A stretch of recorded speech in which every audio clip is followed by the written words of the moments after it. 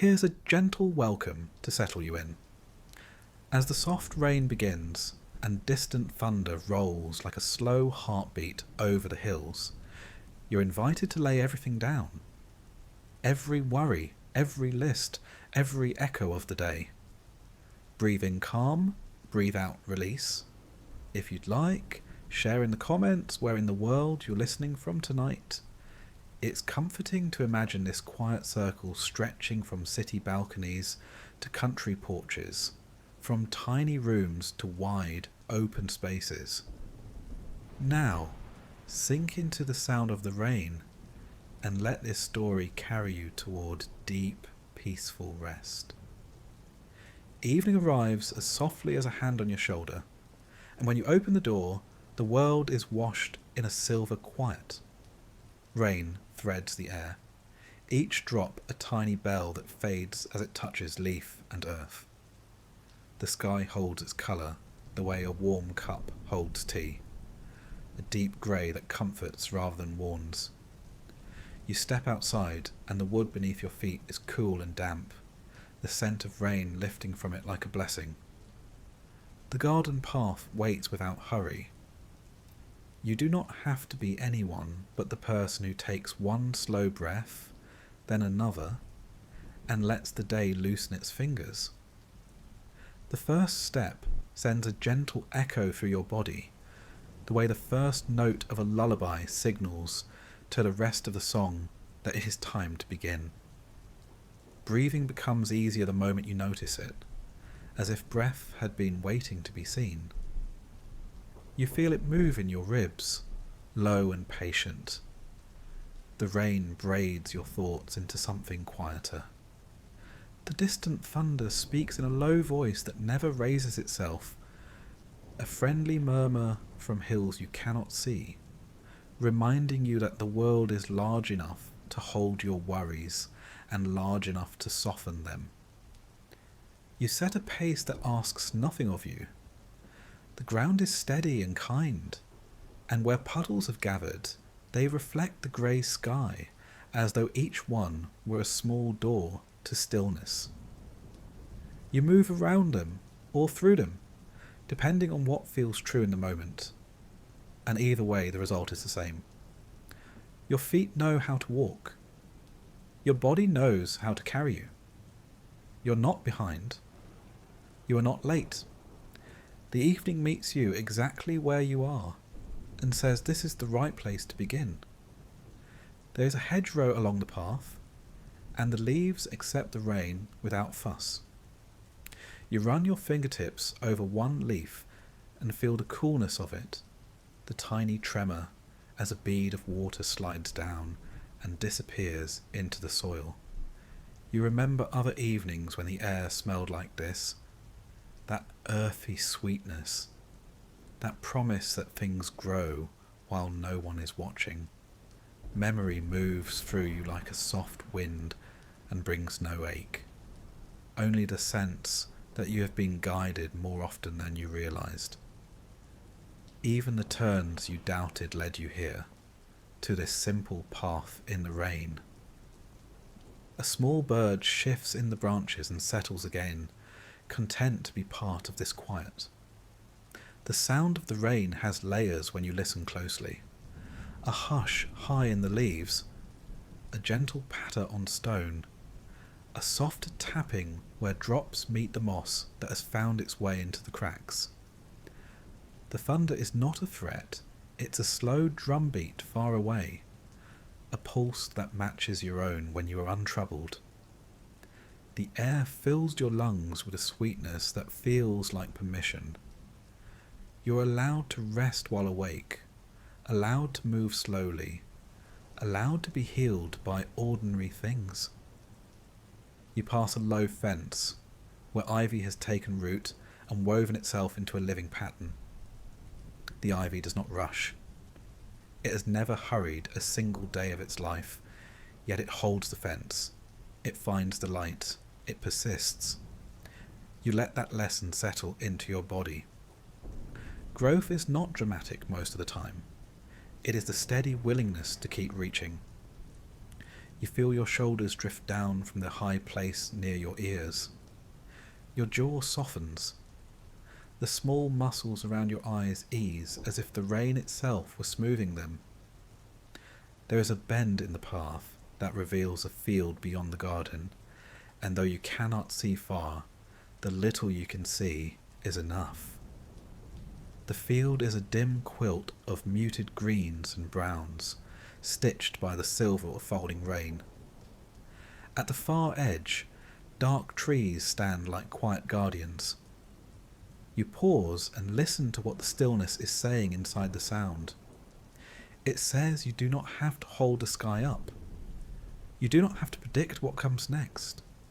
You're free to let this moment fill itself without your help. You take another step and another, and with each one you lay down a strand of worry you no longer need to carry. Some of the worries slide from you like water off a leaf. Others take a moment, as if they need to be unknotted gently. You are gentle with them. You do not pull. You do not blame yourself for having carried them. You simply decide that tonight your hands can be empty. The path does not judge the weight you bring to it. It only offers a place to set the weight down. A low wall of stacked stones runs beside the trail, the kind of wall built by patient hands. Rain darkens the stones into a rich tapestry of greys and blues. You rest your palm on one, and it is cool, almost glassy, and completely solid. It has known countless storms, and never needed to prove its strength. That steadiness finds its way into your chest. There is room here for slow breaths, for quiet thoughts that do not jostle for attention, for a peace that does not argue its case. Your steps fall into rhythm with the rain. It feels like walking inside a psalm, each movement a line of trust, each breath a quiet refrain. You do not recite the words out loud, but they rise inside you all the same. The words are simple. I am held, I am guided, I am safe to rest. They are not a spell that changes the weather. They are a lantern that lets you see the goodness already present. The more you repeat them inwardly, the more the path seems to brighten, though the evening light has not changed. A soft breeze carries the smell of pine and damp earth. You look up into the sky. There is a single gentle colour, and you notice how much light a grey evening can hold. It carries the day to its resting place without drama, the way a parent might lift a sleeping child and settle them into bed. You feel lifted in that same way, borne along by something kind. Your heartbeat slows in small increments until the rhythm of you and the rhythm of the distant thunder are almost one. You pass a wooden gate that is not yet part of your journey and keep to the path that curves between two elder trees. The bark of the elders is dark and furrowed, and the leaves look newly polished by rain. A droplet hangs from the tip of one leaf and stretches under its own weight, then lets go and falls to the ground with the softest sound. That is how release happens tonight, not with a shout, only with a quiet letting go when the moment is ready. You understand it without thinking. Some things you simply do, and your body thanks you for it. The ground slopes gently downward, and your stride becomes even easier. You notice the way your arms hang by your sides, loose and unhurried, the way your hands sometimes brush the soft heads of grasses that have leaned over the path. Each touch is a tiny conversation. The grass says, I am here. Your hand answers, I see you. Recognition is its own kind of relief. You have been moving quickly for so long that you forgot how many good things greet you when you move at the speed of noticing. A small clearing opens, a circle of earth where the rain seems to fall more delicately, as if the air itself is cushioning each drop. You stand in the centre and close your eyes. The sound of rain becomes round and room-like. The thunder is a distant companion. You do not need to watch your steps for a moment. You need only stand and breathe and let your thoughts become lighter than the air that holds them. In the darkness behind your eyelids, the day unspools and rearranges itself into something softer, a fabric without sharp threads. When you open your eyes again, the path is still there, faithful and familiar. You think of all the times you doubted the way forward, and how often you still arrived. You let that truth be gentle rather than scolding. You have done your best with what you knew, and now you know a little more, that rest does not require permission from finished tasks, that peace can arrive before the list is complete, that you're allowed to step out into the rain and be made new by it in quiet ways. The evening deepens a shade, and the garden lanterns along the fence come on one by one, each a small island of honeyed light. They do not chase the shadows away, they warm them. The world looks kinder in this glow, and you notice even the puddles have their own brightness, tiny mirrors gathering the lanterns and the soft sky into themselves. You move toward the nearest light as naturally as a leaf turns toward rain, not because you are lost, but because you love the feeling of being welcomed. You touch the top of the lantern post and feel a faint heat where the glass has been working at its patient task. You smile without deciding to. The smile arrives like a bird that has found its branch. You remember that tenderness is not dramatic most of the time. It is a series of small, faithful gestures. A light that comes on at dusk. A fence that holds ivy. A path that waits. A sky that does not demand a brilliant sunset to be beautiful. You realize that your life contains many such gestures, and more are possible. The rain begins to ease, though it never quite stops, and each drop that remains falls with intention. The thunder has moved so far away that it is felt more than heard, a suggestion in the air, a reminder of the vastness that surrounds and supports you. You take a breath that fills you from the base of your spine to the crown of your head, and on the exhale you feel the ground take whatever is left of your haste. You do not need it now. You can walk the rest of the way in kindness. The path leads you back past the stone wall and the hedgerow, everything familiar and newly seen. The leaf you touched is still pearl bright with water, the birds still nested and untroubled, the ivy still persistent in its quiet work. You understand that rest looks like this, a returning that feels like arriving, a circle that is in no hurry to close because it knows it will keep opening again. You take the last few steps with the ease of someone who has already crossed the threshold.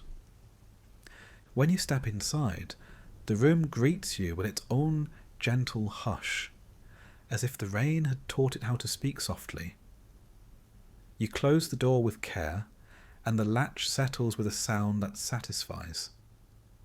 The quiet does not exclude the world, it includes it, the way the ear includes the sound of the sea even when the waves are far off. You carry the evening inside you now, the path and the puddles, the lantern light and the grey sky, the low thunder like a companionable heartbeat. You set them down in your chest where they will glow for a long time. You take one last look through the window at the softened garden. The rain has become a fine mist that the light turns to silver thread. You know that when you lie down, your body will remember this path as if it were a story told in a beloved voice. The first sentence has been spoken. The rest will be easy. You breathe in the scent of rain one more time.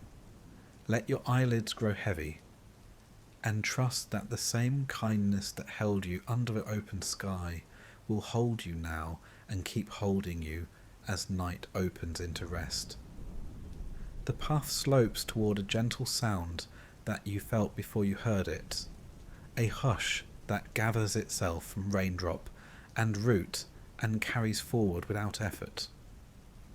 You come to the brook, and it is exactly where it has always been, threading its clear way between banks softened by moss. Rain touches the surface and writes in circles that widen and fade. The water has the calm of something that knows what to do. It receives. It moves on. It remembers. You sit on a stone shaped by many seasons, its top polished smooth by the long patience of water. The stone is cool through the fabric at the back of your legs, a steadying temperature that tells your body the fever of hurry can settle. You lean forward and let your fingertips skim the surface. The brook hums under the skin of the water, a low voice that rises and falls. You listen until the sound becomes a language you understand without translation. Around you, small things work at their faithful tasks. A snail tests a slick path along a reed. A water strider skates across the skin of the brook as if it were a held breath.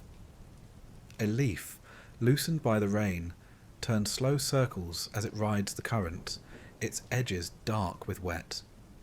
Everything moves at the pace of itself. Nothing asks you to be quicker than kindness.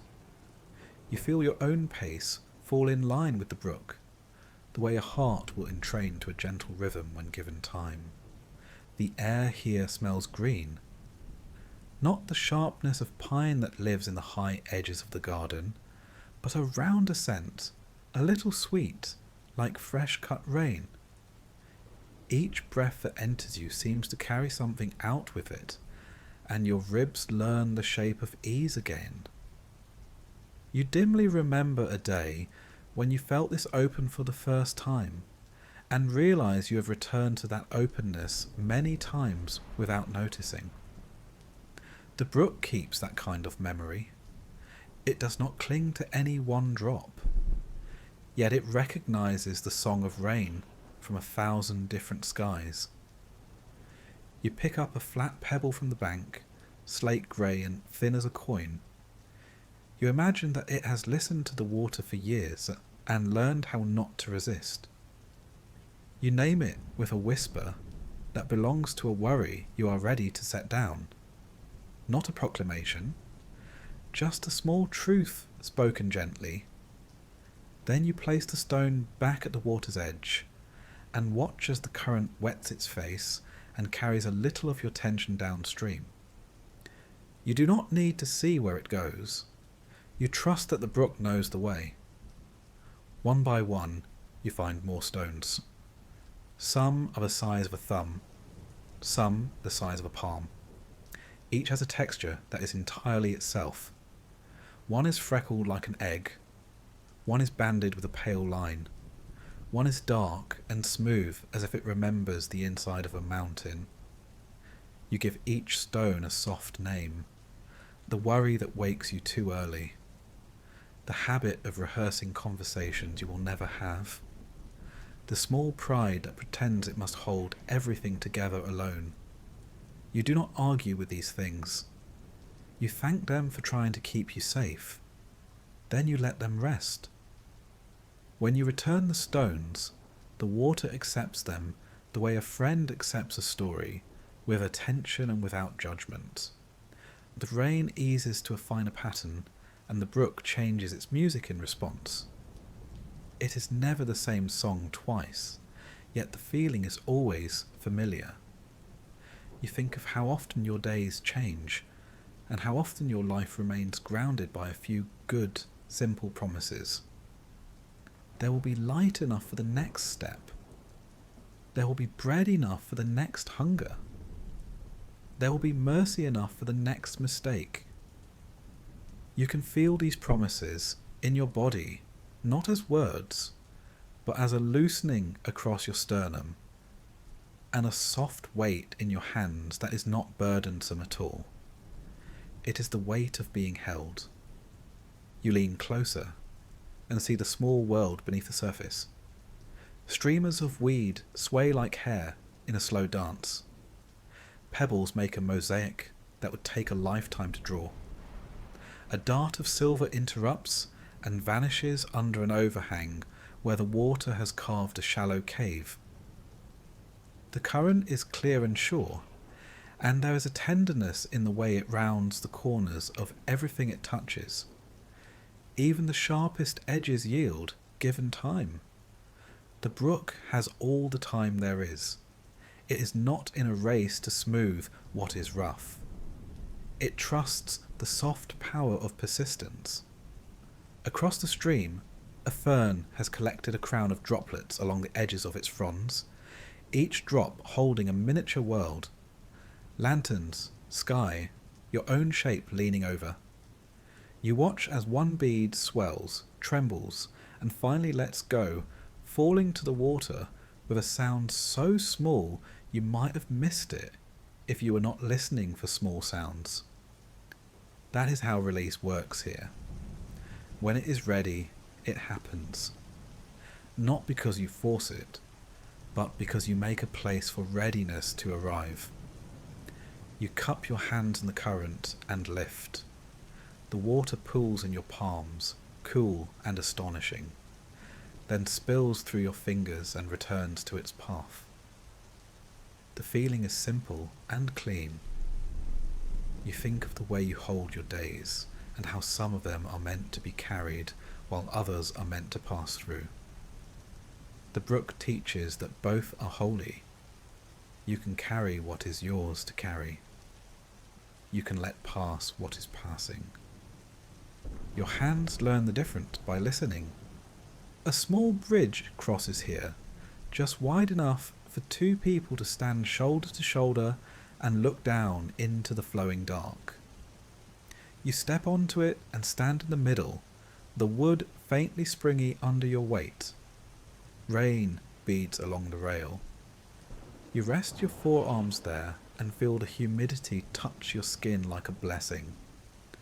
Beneath you, the water gathers itself into a single braid and moves under the bridge with a soft assertiveness that makes you believe in the next step without demanding you take it now. The thunder is farther away, a suggestion at the horizon. You realize the brook has carried the conversation the storm began and translated it into something you can hold. The sound inside the water is steady, and inside that steadiness you discover a memory of your own. Not a scene or a speech, but the feeling of being accompanied through difficulty. You recall a day when you did not know how you would find the strength, and the strength arrived quietly anyway. The brook nods, if a brook can nod. It has seen this pattern before. You walk off the bridge and follow the bank, your steps soft in the wet grass. A patch of wild mint releases its perfume when your foot grazes it. The smell lifts and opens. You smile at the unasked for gift. Gifts like this are everywhere when you look at the world as a patient teacher instead of a list of tasks. You kneel and rub a leaf between your fingers, then touch that scent to your temples. It is a small rite of welcome, and your body answers by letting your shoulders drop another small measure. Farther along, the brook widens into a pool where the current hesitates before choosing a direction. The rain draws circles there that cross and overlap and fade like soft thoughts. You take a seat on a fallen trunk and let the sight work the way a lullaby works, quieting you without any demand. The pool holds a perfect reflection of the cypresses on the bank until a drop kisses the surface and the trees become gentle threads. You think about how quickly a reflection can change without the truth of the trees changing at all. Your life has looked many different ways without losing its goodness. You notice a small cairn near the water, 3 stones stacked with care. Someone was here before you and made a little monument to balance. You add a 4th stone, small and round, and feel the moment when the stack accepts the new weight. The tower holds. You do not need to own the act for it to matter. You do not need to explain why it helps. It helps because it gives shape to your intention. Tonight, the intention is simple: to rest in what is kind, to let go where you can, to be carried where you must.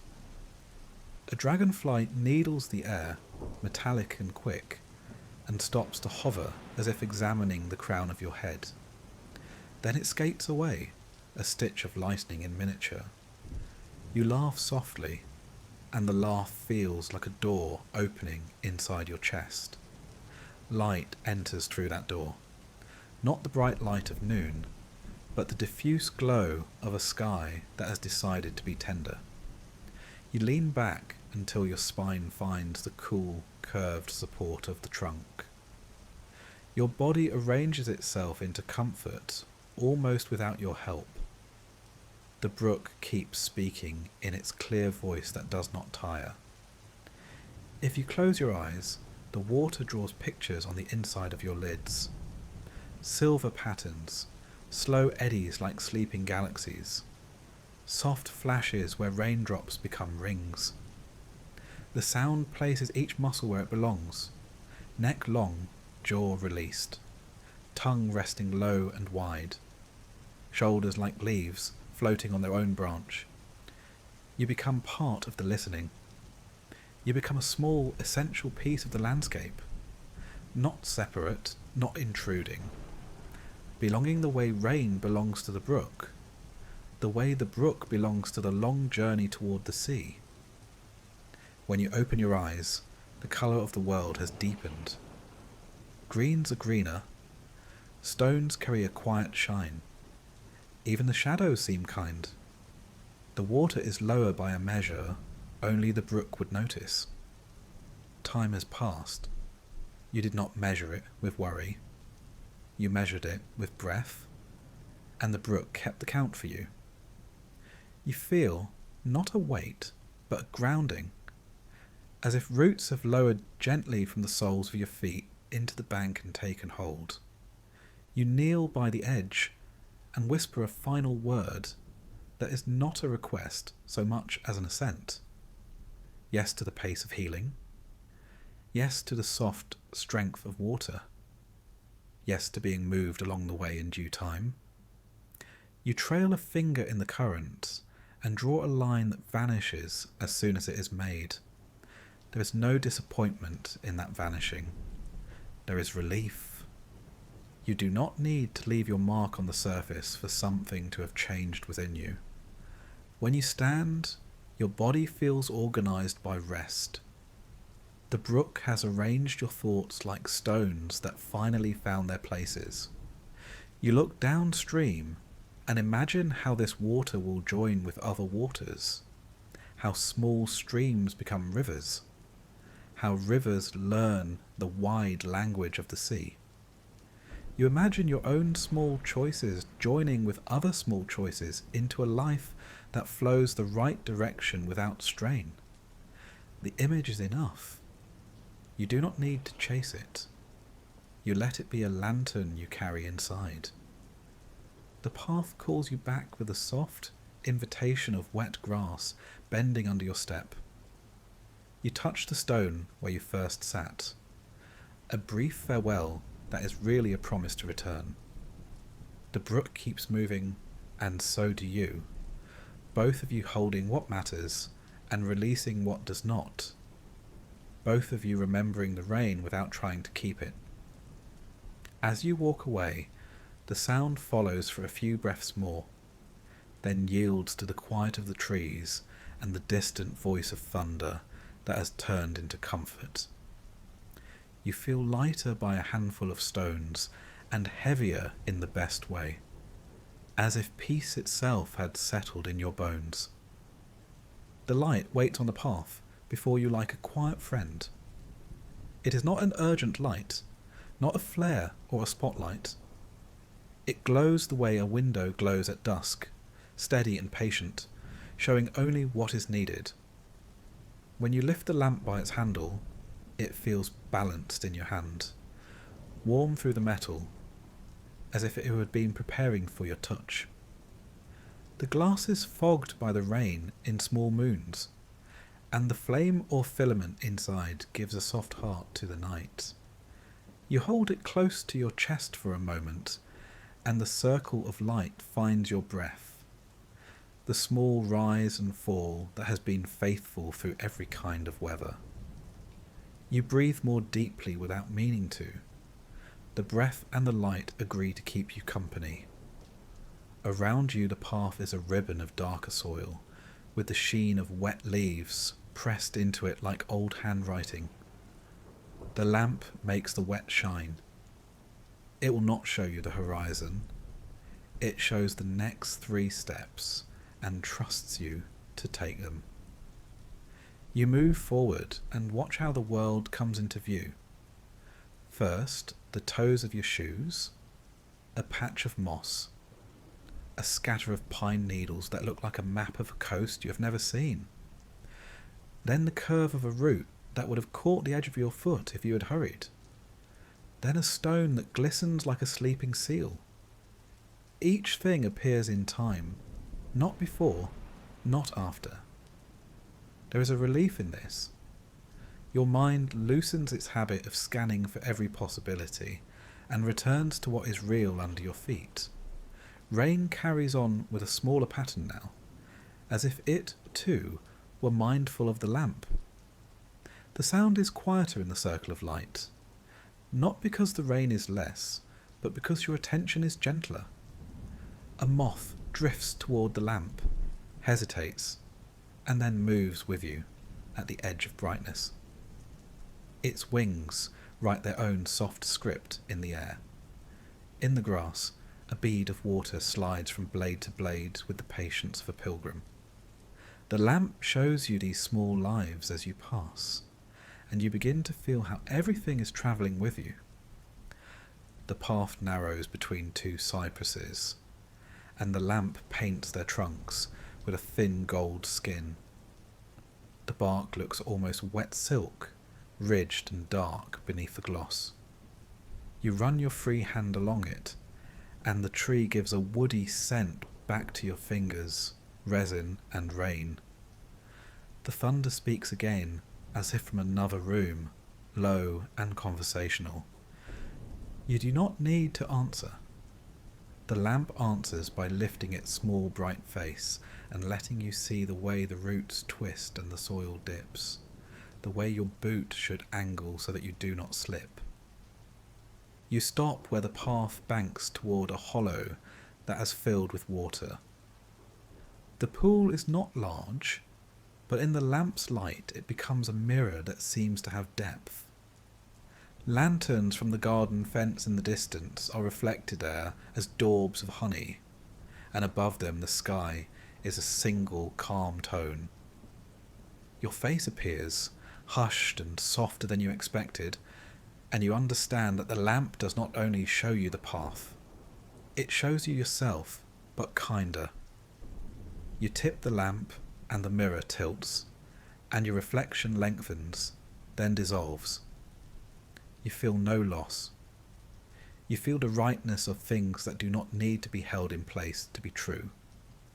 A board has been laid across the narrow end of the pool, and the lamp shows the grain of the wood, the line of the nails, the small slick places where algae has taken a hold. You step carefully, and each step is its own event, complete and assured. The lamp teaches you how to count like this, not by minutes and hours, but by steps and breaths, and the way your shoulders settle another hair's width down from your ears.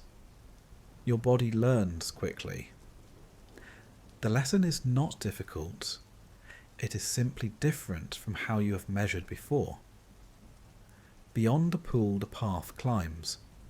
Not steeply, only enough to let your legs feel the rhythm of lifting. The lamp swings in your hand and sends a slow arc of light across the ferns, across the moss that drapes low stones, across a web strung between two stems, like a harp that catches rain. The web is lit with a necklace of drops that look like stars a small god might have placed there for the spider's delight. You smile, and the smile lives in your chest a while. You realise that noticing is a form of rest you have been thirsty for. There is a fork ahead. The left path dips into shadow, and the right curves toward a stand of birches whose bark gleams like quiet bones. Your lamp holds both options at once for a heartbeat. You do not feel pressured. You let your feet ask the question. The answer arrives in the way your weight leans without effort. You turn toward the birches, and the lamp blesses the choice by making the white trunks brighter as you approach. The rain threads through their leaves like a beaded curtain. Under the birches, the ground is soft with their cast-off skins, peeling curls that look like letters written and then erased. You slip the lamp onto a low branch and let both hands be free. Your palms open of their own accord, empty and ready. The lamp, hanging there, becomes a small moon in your private sky. In its glow, you see a bench made from 2 stones and a plank.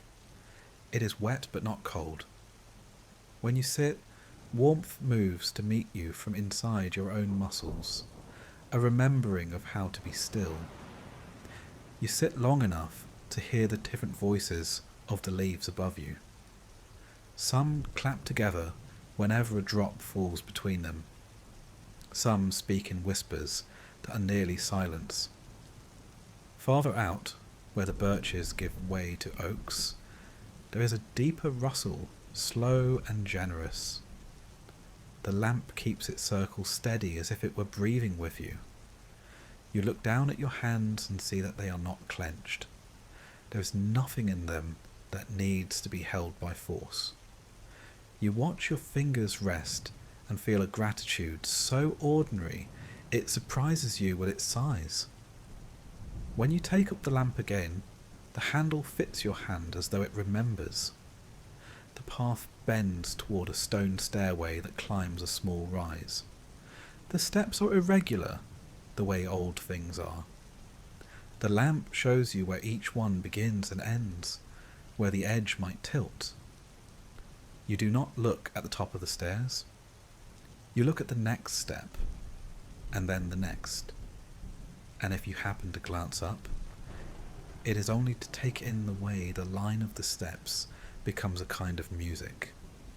The light makes each riser whisper, "Here I am," and your feet answer, "I am coming." At the top, the world opens into a little overlook. Shrubs bowed with rain frame the view. Beyond them, you can see the dark seam of the brook you visited earlier, and the suggestion of a bridge shaped like a thumbprint against the lighter ground. The lamp does not throw the light that far, but you know it is there. Knowing is enough. You rest the lamp on a flat rock and let your eyes adjust to the gentler contrast between near and far. Your breathing finds a soft plateau and stays there.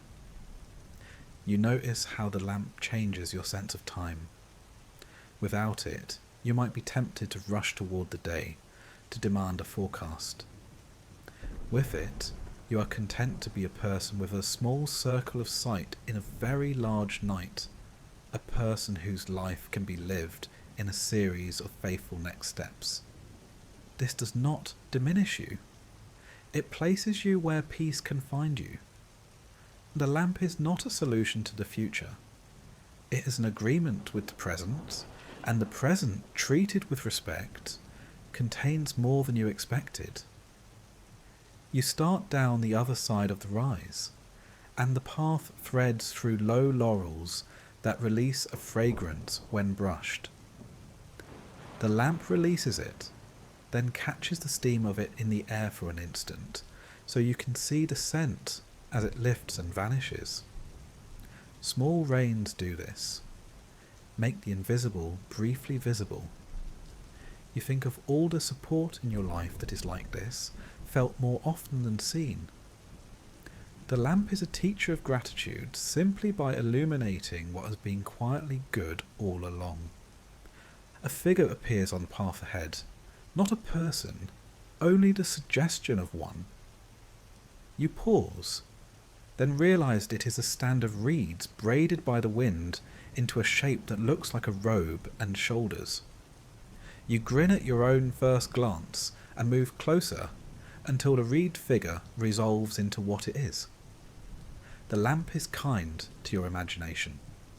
It lets you see what you thought you saw, then shows you the truth, and neither version feels like a mistake. Both are part of the walk. Both teach you to approach slowly and see clearly.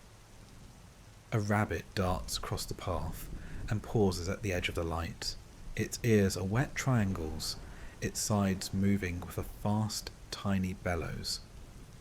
You lower the lamp a little, and the rabbit takes this as permission. It slides into the brush, and the moment closes without fanfare. You feel an odd solidarity with this small creature. Both of you travelling by instincts, you trust more when you're not hurrying. Both of you attuned to the small radiance that means safe passage. The lamp reveals a fallen branch and the way the bark has peeled to show a pale interior. On that pale wood, a trail of snails has drawn a shining script. You crouch to see it more closely. It looks like handwriting from a different alphabet, one that spells patience in slow, looping lines. You tap the lamp against your thigh, just once, to remind yourself that these are the letters you want to learn. You rise with less stiffness than you expect, as if the ground had returned some elasticity you thought you had mislaid. The rain grows finer still, and then settles to a mist that the light can almost hold. When you lift the lamp, you can see the air itself, its small bodies of water, each a tiny lens. The path ahead looks like a hallway where the floor is soft and the ceiling is made of leaves, and the light you carry is a room you can take with you wherever you go. You do not need to reach the end of this hallway tonight. You need only keep company with the room you carry, and let it keep company with you. At a bend, a wooden post appears with a small plaque set into it. The lamp finds the letters. They are simple and few. They remind travellers not to rush, to stay to the path, to leave the place as they found it or better. You trace the words with a fingertip and feel how the grain of the wood runs under every letter, a quiet underline. Rules like these are not punishments. They are blessings made practical. They are how a place remains itself when many feet pass through. The ground levels and becomes sandy for a stretch. The lamp glows against the pale grains, and you notice the faint crescent prints your soles leave behind. You think of how many prints will be made here before the next rain, and how many will be washed away. You are not concerned with your own prints disappearing. The lamp makes you aware that passing through can be an honourable way of dwelling. You belong because you attend. You belong because you bless with your attention. A cedar arch makes a doorway of the path, and when you walk beneath it, the scent sharpens pleasantly in your nose. You hold the lamp a little higher, and the light gilds the underside of the needles. A thread of spider silk catches between 2 points and vibrates with the tiny tremors of your passing. You slow until the tremors lull. There is so much here that responds to your movement, and so much that continues on, steady and indifferent. Both truths are comforting. You are part of this, and it is larger than you. The lamp belongs to both realities. In a shallow ditch, water is moving like a small idea, determined but quiet. You kneel and angle the lamp so that it paints the water with brightness. Under the shine, pebbles become small planets, and a single beetle appears with a shell the colour of polished olives. It navigates the edge, finds a twig bridge, and crosses. You watch it finish the crossing and feel a small victory move through your own chest. You carry a storehouse of such victories. The lamp helps you notice and remember them. The path brings you near a stone wall. The stones look like a crowd of old faces when the light goes over them, each with its own hollows and slopes, each with its own sheen where lichen has chosen to grow. You rest the lamp on the wall and let your hand span the tops of 3 stones at once. They are cool, and the cool slides through your skin into your hand and then up your forearm until it reaches your shoulder, where it becomes a desire to rest. You do not refuse that desire, you lean into it. When you take up the lamp again, you feel how your fingers close without clutching. The handle makes a soft sound against your skin, a whisper of metal and warmth. You think about the times when you wished for a floodlight, for a map that showed the whole valley, for a certainty that did not require trust. You honour those wishes, and you set them gently on the wall with a touch of your palm, as if they were notes that have been read. The lamp is enough for tonight. Enough can be a complete gift. A final bend leads to a small footbridge over a trickle that will be a torrent in spring. The lamp shows the first plank, then the second, and you let your feet count the rest. At the far side, a hedge embraces the path and makes it feel, for a few steps, like a corridor in a home you once lived in. The lamp glows against the leaves and throws their shadows in layered patterns on the ground. You watch your steps move through those patterns and think of how you have walked through many shadows in your life, none of which could keep you from arriving here. You slow without deciding to. The lamp teaches slowing by its very nature. It will not shout answers to questions you are not yet ready to ask. It will not wrench the dark into daylight.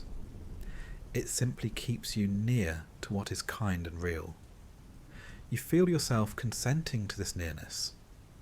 In that consent, there is an easing unlike any other. The easing of being exactly where you are meant to be, even if you do not yet know all the reasons. When you finally pause, it is because your body suggests it, with a pleasant heaviness in your arms and a sweetness in your knees. You stand, lamp in hand, and listen to the rain's quiet arithmetic on leaf and earth and stone. The thunder makes a final sentence far away, and then the night becomes a longer line of silence. The lamp remains, a small sun that does not set, and you remain, a traveller who has learned to love the small circle of light that moves with each step. You look down at your feet, thank them for carrying you, and let the light rest on the path ahead for as long as you like. The house waits as if it has been listening for you, a low shape gathered into the slope of the hill, its stones darkened by rain until they shine like riverbacks. The door is eased open the width of a welcome, and warm air moves out to meet you carrying cedar and the faint sweet hum of something baked.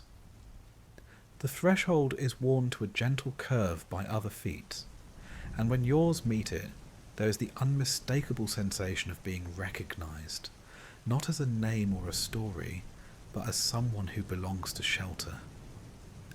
Inside, the light is softer than the lamp you carry, and you set your lamp on a small table near the door, where a shallow bowl collects the drops that fall from cloaks like yours. A peg waits on the wall. You lift your damp outer layer and feel the small relief in your shoulders as the weight leaves them. The fabric exhales with you as it settles. A woven mat accepts your steps. The house smells like rain that has learned heat, like wood warmed from within.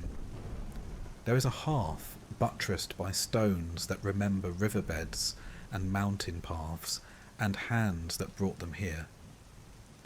Fire is not roaring, only a steady bed of coals with a patient flame, the kind that speaks in syllables rather than sentences. Above it, a blackened kettle tips a little to one side as if listening. A bench sits close, and on it a blanket has been folded and placed with the care of someone who thinks about endings even as they prepare beginnings. You lift the blanket and it is heavier than it looks, a weight that communicates safety rather than burden. When it falls around your shoulders, your body answers with a long, unplanned breath. The storm converses with the roof, tap-tapping, 1,000 small knuckles on a door the house never refuses to open. The sound does not command attention, it joins the room. The walls do not push the weather away, they hold their ground and hum with a patience that considers the rain a neighbour. In the glow from the hearth, the mortar between stones looks like pale river sand. You find yourself tracing lines with your eyes, mapping pathways that lead nowhere in particular, and realizing how freeing that is. Not every path must deliver you. Some exist so you can pause and feel your pulse rejoin the pace of living things. A chair carved from a single piece of wood stands by a low window. The glass is old enough to have a slight wave in it, and through that wave the outside world looks like memory softened at the edges. You sit and press your palm to the glass. It is cool, and the coolness travels through your hand, into your wrist, and into the long muscles of your forearm, rinsing them of the last residue of hurry. The field beyond blurs under the rain, the distant cypresses leaning into the weather as if into a trusted shoulder. You watch the drops chase each other down the window's face, each a bead that knows how to let go at exactly the right moment. On a nearby shelf, a small clock keeps time quietly, not with insistence, but with an almost apologetic tick that reminds you of a heart at rest. Next to it sits a short row of books bound in cloth that has faded at the spines. You pull one free. The cover makes that lovely soft sound that cloth makes when it moves across wood. Inside are pages written in hands that change across years, dates like the hushed footsteps of seasons. Not a guest book exactly, more like notes left to the house itself, and to whoever would listen next. "Thank you for the dry night," someone wrote in a tidy script. "The roof sings kindly," wrote another, and you smile at the accuracy. A third is not words but a drawn fern, each frond mirrored just so. Evidence that someone once sat where you sit and gave attention to something small until it became a prayer. You set the book back, and the shelf accepts its weight as if it had always waited for that return. A shallow basin rests on a stand beside the hearth with a folded cloth, thick and clean. You pour a little water from the pitcher and wash your hands, a slow ritual that feels larger than its simple motions. The warmth of the room makes the water gentler, and as it moves over your skin, It seems to carry the day away in eddies you do not need to resolve. When you dry your hands, the cloth releases the faintest scent of sun, as if it remembers a line above grass where it once hung and learned light. You press the towel to your face, and your face relaxes into it as if into a palm. On the mantel above the fire stands a small collection of objects, each a story reduced to essence. A curled shell with a broken lip that reveals the chambers within it. A smoothed square of beach glass, the colour of shallow coves. A nail hammered long ago, its head flared like a tiny star from years of holding. A tiny bundle of lavender bound with a bit of twine.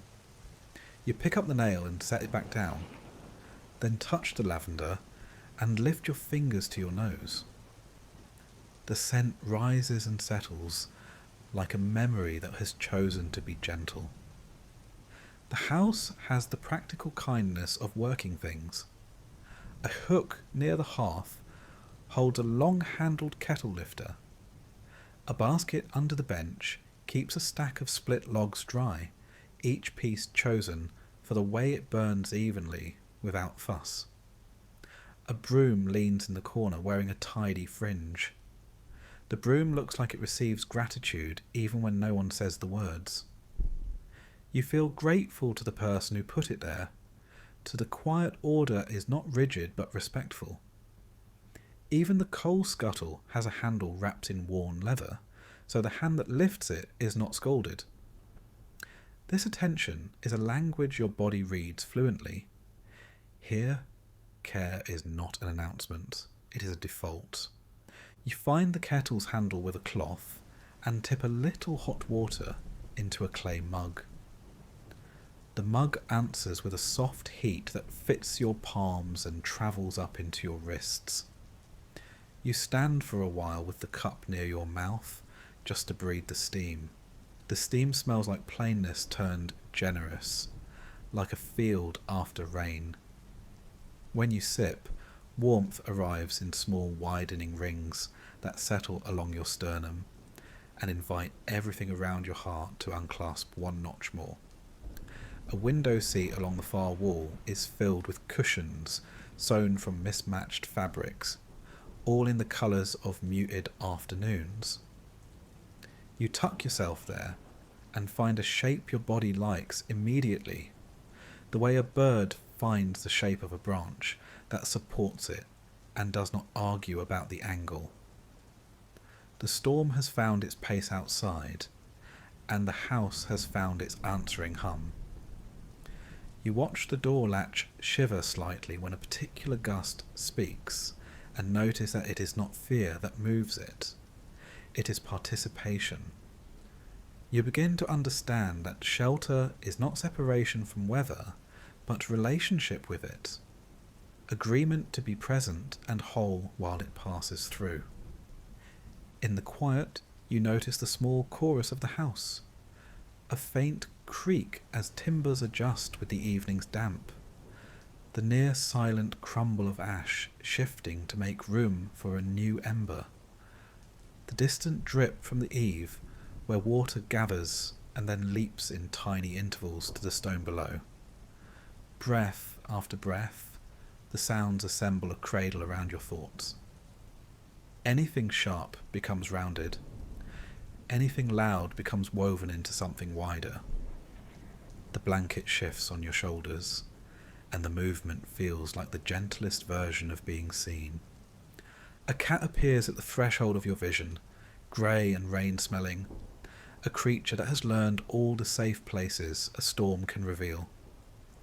It considers you, then the hearth, and chooses the wide flagstone where heat collects and cools slowly. You watch it knead its place into comfort, then commit to the nap as earnestly as a vow. The uncomplicated commitment pleases you. If there is wisdom here, it has soft pores and closed eyes. You allow yourself to learn from that, to pretend for a moment that you too are a creature made for warmth and quiet, with no role but to inhabit them fully. In a shallow alcove near the door, you notice a row of hooks with items that have waited for many arrivals. A wool cap, a scarf that still holds the faint geometry of the shoulders it last warmed, a pair of cotton mitts, one mended at the thumb. The repairs are small and meticulous. This place believes in mending. It believes in the worth of nearly everything. You feel your own frayed edges respond to that belief, not by vanishing, but by settling into the promise that the rough places need not be hidden to be welcomed. There is strength here, but it is the sort that doesn't clench. It abides. On the far side of the room, a door stands ajar into a narrow hallway. From within comes the softest draught, cooler, dusted with a scent of stone unheated by fire. You do not go there yet. The house seems to make a gentle suggestion that there will be time to explore, time to discover the rooms that hold what you are ready to set down and what you are ready to receive. For now, this main room is its own kind of healing, a place where the reckless voices that visit at the edges of sleep are either soothed to silence or invited to sit down and put their noise in order. You close your eyes and let your breathing take on the tempo of the rain on the roof. In that shared tempo, a thought arrives that does not push. Strength is not the wall that refuses the wind. Strength is the wall that stands with it and does not forget itself. You picture the stones layered low, heavy with purpose, and the mortar like a patient agreement between them. You picture the hands that placed each one, not for show, but for the long, slow good of nights like this. Those hands may be distant in time, but their kindness has reached you intact. You open your eyes to find the fire a little lower. You rise and add a single log, listening for the small, imperfect sigh the wood makes when it understands what is being asked of it. You set it carefully and watch how the flame considers the new shape, then begins, without hurry, to extend itself. A few sparks step upwards and wink out, their drama finished almost before it begins. You close the stove screen and return to the bench. In the heart of the house, nothing is wasted, not light, not warmth, not the simple gratitude that arrives most clearly when you are still. The rain has shifted to a softer register. The distant thunder turns into a memory of a drumbeat at the edge of a field where dancers are beginning to rest. The clock keeps tender time. You take another sip from the warm cup and feel your spine align almost by itself, from tailbone to crown, as if a string had been plucked along its length and found the note of ease. You imagine setting down each worry like a damp cloak on a peg, where it can dry and be reassessed later, or perhaps never worn again. Across from the hearth, tucked half concealed behind a hanging sprig of rosemary, you notice a small niche in the stone. Inside it rests a smooth, pale stone, shaped like an open egg. It's the kind of object a hand would reach for in the dark instinctively, because it fits. You lift it, and the cool presses into your palm. Without thinking, you hold it at your sternum, and for a moment the stone and your heartbeat greet one another. The stone warms. You replace it gently, grateful to know it's there. You move through the room as if you are remembering a choreography your bones were taught before your mind could keep pace. Straighten the blanket, nudge a coal, turn the mug a quarter on the table to align with its ring. Each tiny act is a way of telling the house you're listening, and the house answers by unfolding more of its ease. The room around you grows wider, not by square footage, but by welcome. You feel how fatigue shifts when the body is allowed to unmask. You feel how thought softens when it is not asked to perform. When you return to the window, the glass shows a world that has not changed and somehow looks different because you have. The rain continues, honest and thorough. The trees continue, their quiet muscularity of root and branch unconcerned with your attention. The house continues, companion to weather and to the lives that pause here. You are another such life now. You place your palm on the pane again, and the cool has become a conversation rather than a shock. Some houses keep their rooms apart, but this one shares. Warmth migrates gently from the hearth into the hallway, then into the small rooms beyond. The scent of cedar threads through every corner. Even the draughts are merciful, never knifing, only nudging.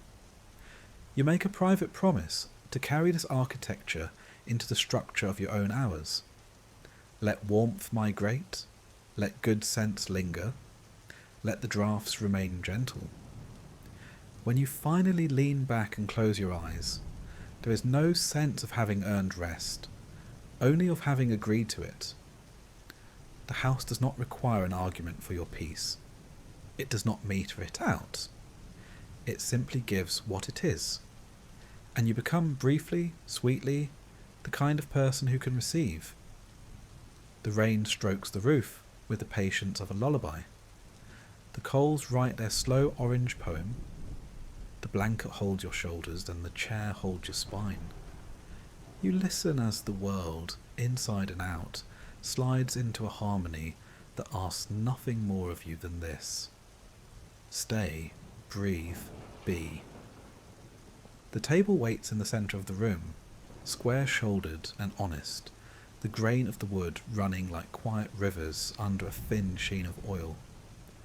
It holds the story of knives and plates and elbows, of maps unfolded, of letters written, of afternoons when nothing needed to be decided. A shallow dish of olives sits near the middle. A loaf rests beside it, warm enough that steam still rises from a crack along the top. A plate of figs shines with the soft gloss of rain that rode in on your cloak and decided to stay. A small pot breathes the faintest scent of herbs. It is not a feast, it is something better. It is enough. You sit, and the chair gives a small friendly sound as it takes your weight. The blanket from the hearth rides your shoulders like a patient hand. You lay your palms on the table. The surface is smooth where hands have polished it by living, scarred where life has left a record, and both textures feel right under your skin. You tear the bread and the crust answers with a gentle crackle. Heat reaches your fingers, then your wrists, and moves toward your chest with the slow assurance of water reaching a stone and making it shine. The first bite is simple. Flour and water and salt, turned by time and careful heat into something that asks nothing and gives much. You let it sit on your tongue a heartbeat longer than habit. The crumb is tender, and your jaw works in an easy rhythm. The swallow is a small ceremony of trust. Your body understands more quickly than your thoughts.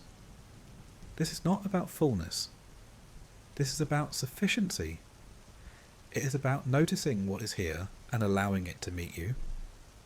You take an olive and press it with the back of your thumb to draw the oil to the surface. The light from the hearth gives the dimmest halo to its skin. You bite, and the brine opens a door inside your mouth that the bread walks through gladly. You chase the flavours with a sip from the clay mug. The steam rises to your face, and the herb lifts into your nose. Something subtle like thyme, something round like bay. The heat travels the length of your sternum, kneading muscle as it goes. A small dish of honey waits near the figs. You tip the spoon and watch the thread descend. It does not hurry, it finds its place. You set the spoon down and hold the plate close enough to smell the sun that flowered months ago and gathered itself into sweetness. The fig yields when you press your thumb to the seam, a soft surrender that reveals a patterned heart. You lay the piece on your tongue, and the tiny seeds spark one after another like quiet stars. Sweetness is not loud here. It is a patient companion, and you begin to remember how often goodness has arrived in your life without announcing itself. Outside, the storm keeps a steady hand. The roof drums gently. Every so often, the air remembers the hills and offers a far, low answer that is more comfort than warning. In this room, sound becomes a metronome for your attention. You pass the small plate from left hand to right, add a pinch of salt to the bread, and in the simple act of reaching, you notice your shoulders have found their right height. Your breath has lengthened of its own accord. Your jaw remembers it does not have to hold what your heart can put down. On the table's corner, a linen napkin waits, folded into a neat square. It is clean, with a faint stain near one edge that survived washing because memory sometimes chooses to stay. There is a kindness in that. Not every mark must be scrubbed away. You lay the napkin across your lap and feel the cool weave against your skin. The weave is regular and trustworthy, the kind of order you can live with. You think of the orders you've tried to impose on your days, and how tired they made you. This order is different. It is built from attention rather than demand. You break another piece of bread, larger this time, and pair it with a fig. The fig presses a small sweetness into the bread, and the bread receives it with steadiness. Your tongue reads the partnership and nods if a tongue can nod. When you chew, you can hear the faintest crisp of the crust under the whisper of rain. You think of the hands that kneaded this dough, of the wrists that worked, of the patience that watched it rise, of the quiet skill that set it in heat at the right moment, then removed it and wrapped it and placed it where you would find it. You feel joined to those hands by the most ordinary thread, and ordinary threads are strong. At the centre of the table sits a candle in a simple holder, its flame a small, steady triangle. It does not perform, it serves. Wax has dripped and hardened along one side in pale scallops. You turn the holder just enough to keep the flame from leaning into a draught, and the flame answers with a more upright dance. The light gathers in the honey, in the oil on the olives, along the curve of the mug, and in the whirls of the wood. You see how light does this, how it blesses by drawing out what is already there. You remember that gratitude works the same way. You eat slowly. Slowness is the rule of this room, and it has nothing to do with delay. It is a way of honouring. You set the spoon down with care each time you use it. You straighten the small knife by the olives. You return the figs to their plate so that each has a little space to be seen. Small gestures like these change the way your ribs expand. You did not know that attention could be a medicine for the body, but it seems to be so tonight. When you lift the mug again, you hold it beneath your nose before you sip, and in that pause something loosens behind your eyes.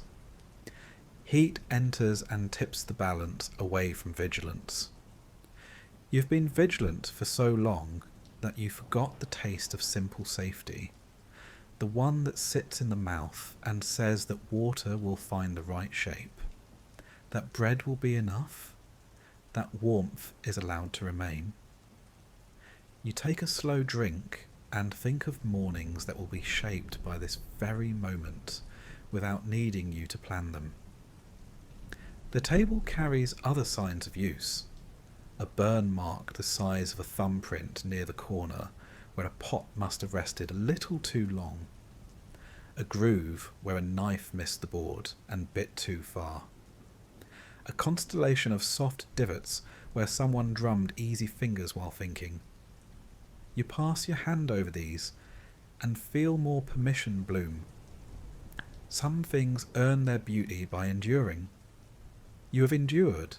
The thought arrives without ceremony, and with it comes a quiet respect for all the hours that brought you to this one. You cut a fig into quarters, set 2 on your plate, and slide 2 to the empty place across from you. It is a small kindness that costs nothing and changes the atmosphere. The empty place becomes less empty. You imagine a traveller pausing here on another night, hands chilled from the walk, eyes soft with weariness, and you feel a kinship that smooths the last rough edges from your own day. Eating like this becomes a kind of prayer, not for answers but for presence. A crock of butter waits near the bread, the top struck flat with a wooden paddle so that it gleams. You take a small curl and lay it on a warm piece of crumb. It melts in a slow map of shining lakes. You lay a few grains of salt across the surface. The bite returns you to childhood afternoons, when butter tasted like new grass and long shadows, and you did not name blessings because they had not yet learned the weight of that word. You take another bite and let the memory be simple, not a story, just a taste that opens a quiet window. If you listen closely, you can hear the table's voice, a low patience under the clink of cup and the whisper of knife. It says that portions are not promises. Relationship is the promise. It says that enough is not a number. It is a way of meeting what is present and letting yourself be met. You inhale and realize that hunger has changed shape. It is less a sharp edge and more a soft beckoning. You can answer it without scraping the bowl. You can be satisfied without emptying the plate. You have agency to leave a little, and leaving a little feels like trust. You think of the people who cannot sit at this table tonight, the ones in motion, the ones in waiting rooms, the ones on night shift tending lamps of another kind, the ones near sea and the ones near desert, the ones under roofs that hold, and the ones still seeking a door to open. You set your hand against the wood and offer them a share with your breath. You do not need perfect words to do this. Intention travels like warmth. You picture this table longer than itself, reaching those you love and those you do not know. And it eases the inward places that tighten when you imagine yourself alone. A small bowl of coarse salt sits to the left of the olives. You take a pinch between thumb and forefinger and watch the crystals fall. They sound like a brief shower on a dry path. You taste a few grains by themselves, just to feel how they wake the mouth. Then you return to bread and honey, and the mouth understands balance better.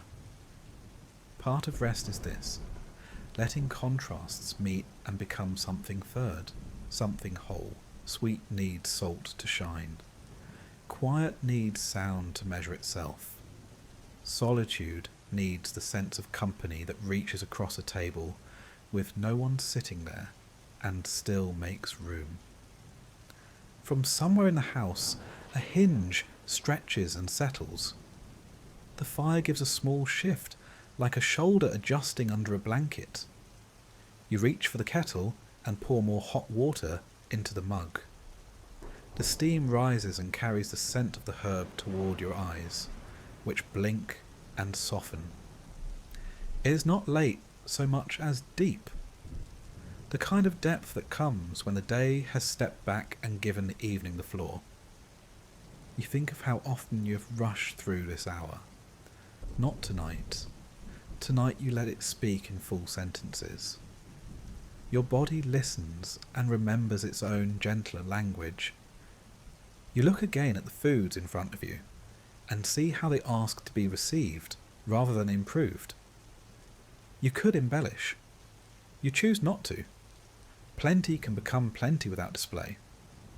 You cut another slice, smaller now, and as you do, you notice that your hands move with a precision they find only when they feel unjudged.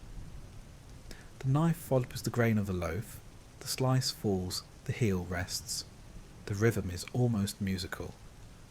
You find yourself humming under your breath, and the tune is simple and true and older than you.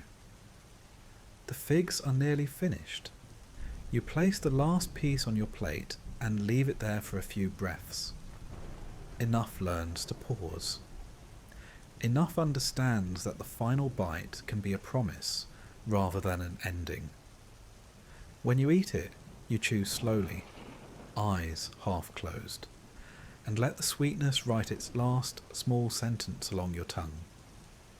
You set the knife aside, the plate aside, the spoon aside, one by one, and the little rituals of completion feel like doors clicking shut with no squeak. On a shelf above the table sits a jar of dried herbs tied with string, and a folded paper with a few lines written in a hand that tilts forward. The note says to add the herb to water when a cough arrives in winter, to breathe the steam and think kindly thoughts about your lungs. You do not have a cough tonight, but you have lungs, and you think kindly thoughts about them anyway. You imagine the herb in spring, small and green and eager, and you thank it for learning how to help. You take a final sip. The mug is warm at the bottom and cooler near the lip. You hold it in both hands until the warmth migrates out of the clay into your skin.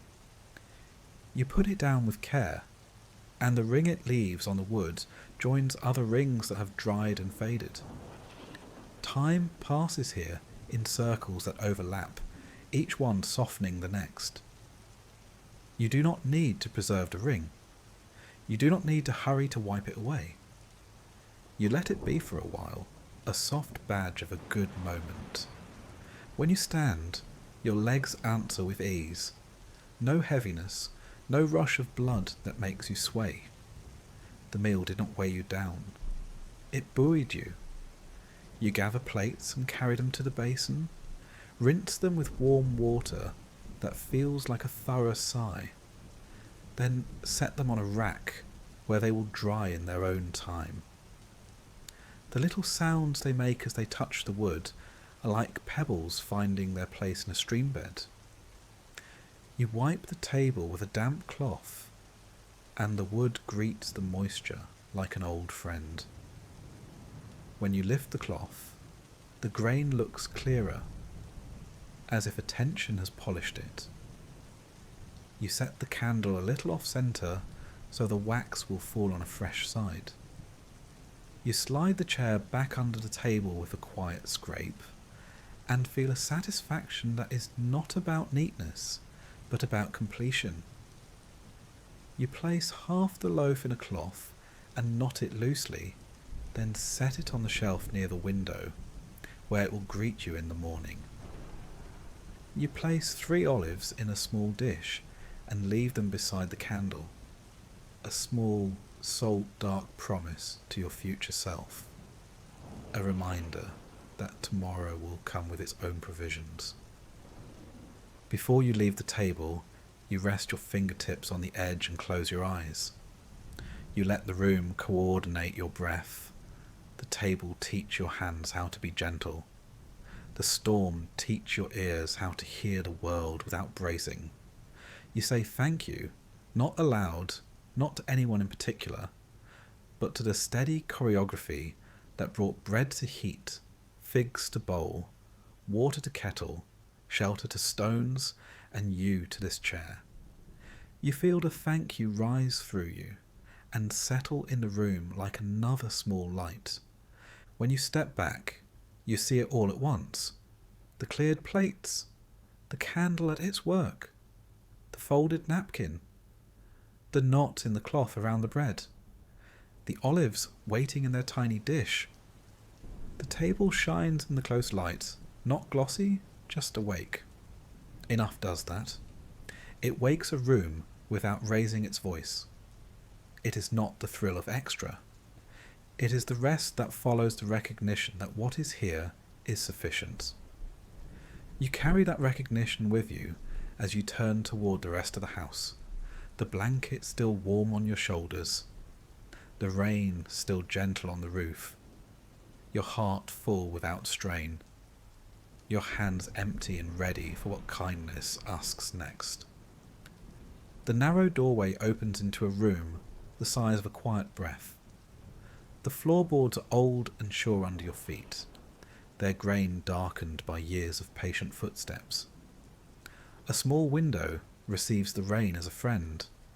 Its pane is fogged so tenderly that the world beyond looks like memory, softened and kind.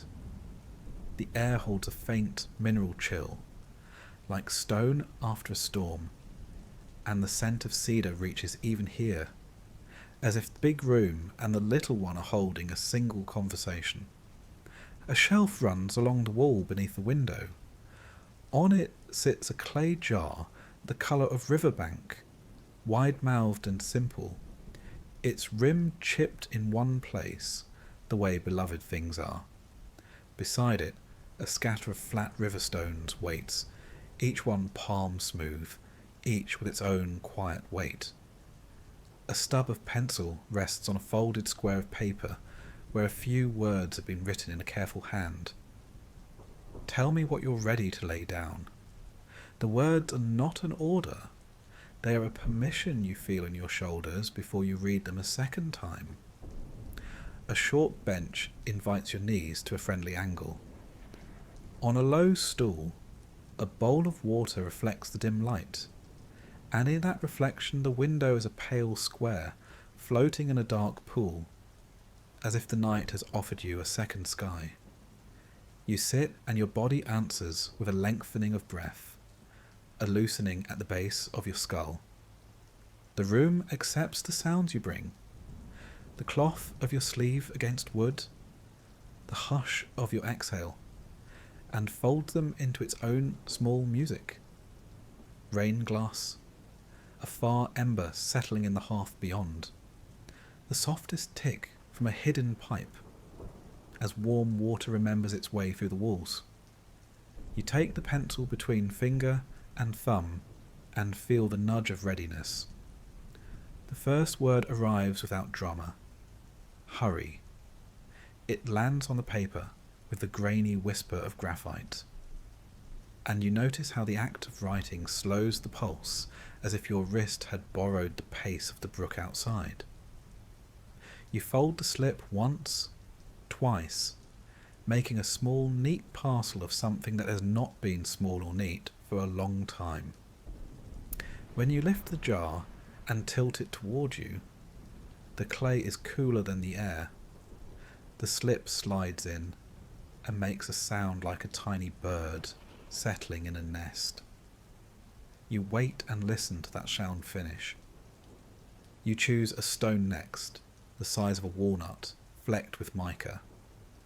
It rests in your palm like a memory you used to carry without noticing. You could write on the stone. A stick of pale chalk waits for that purpose, but you do not. You name it inwardly instead. The habit of rehearsing conversations I will never have. The stone hears you. It has known rivers. It knows how to release a voice without keeping it. You lift the jar again and feel how the stone meets its ceramic depth.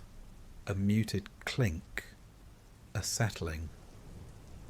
The jar does not complain about the weight. It is built for this.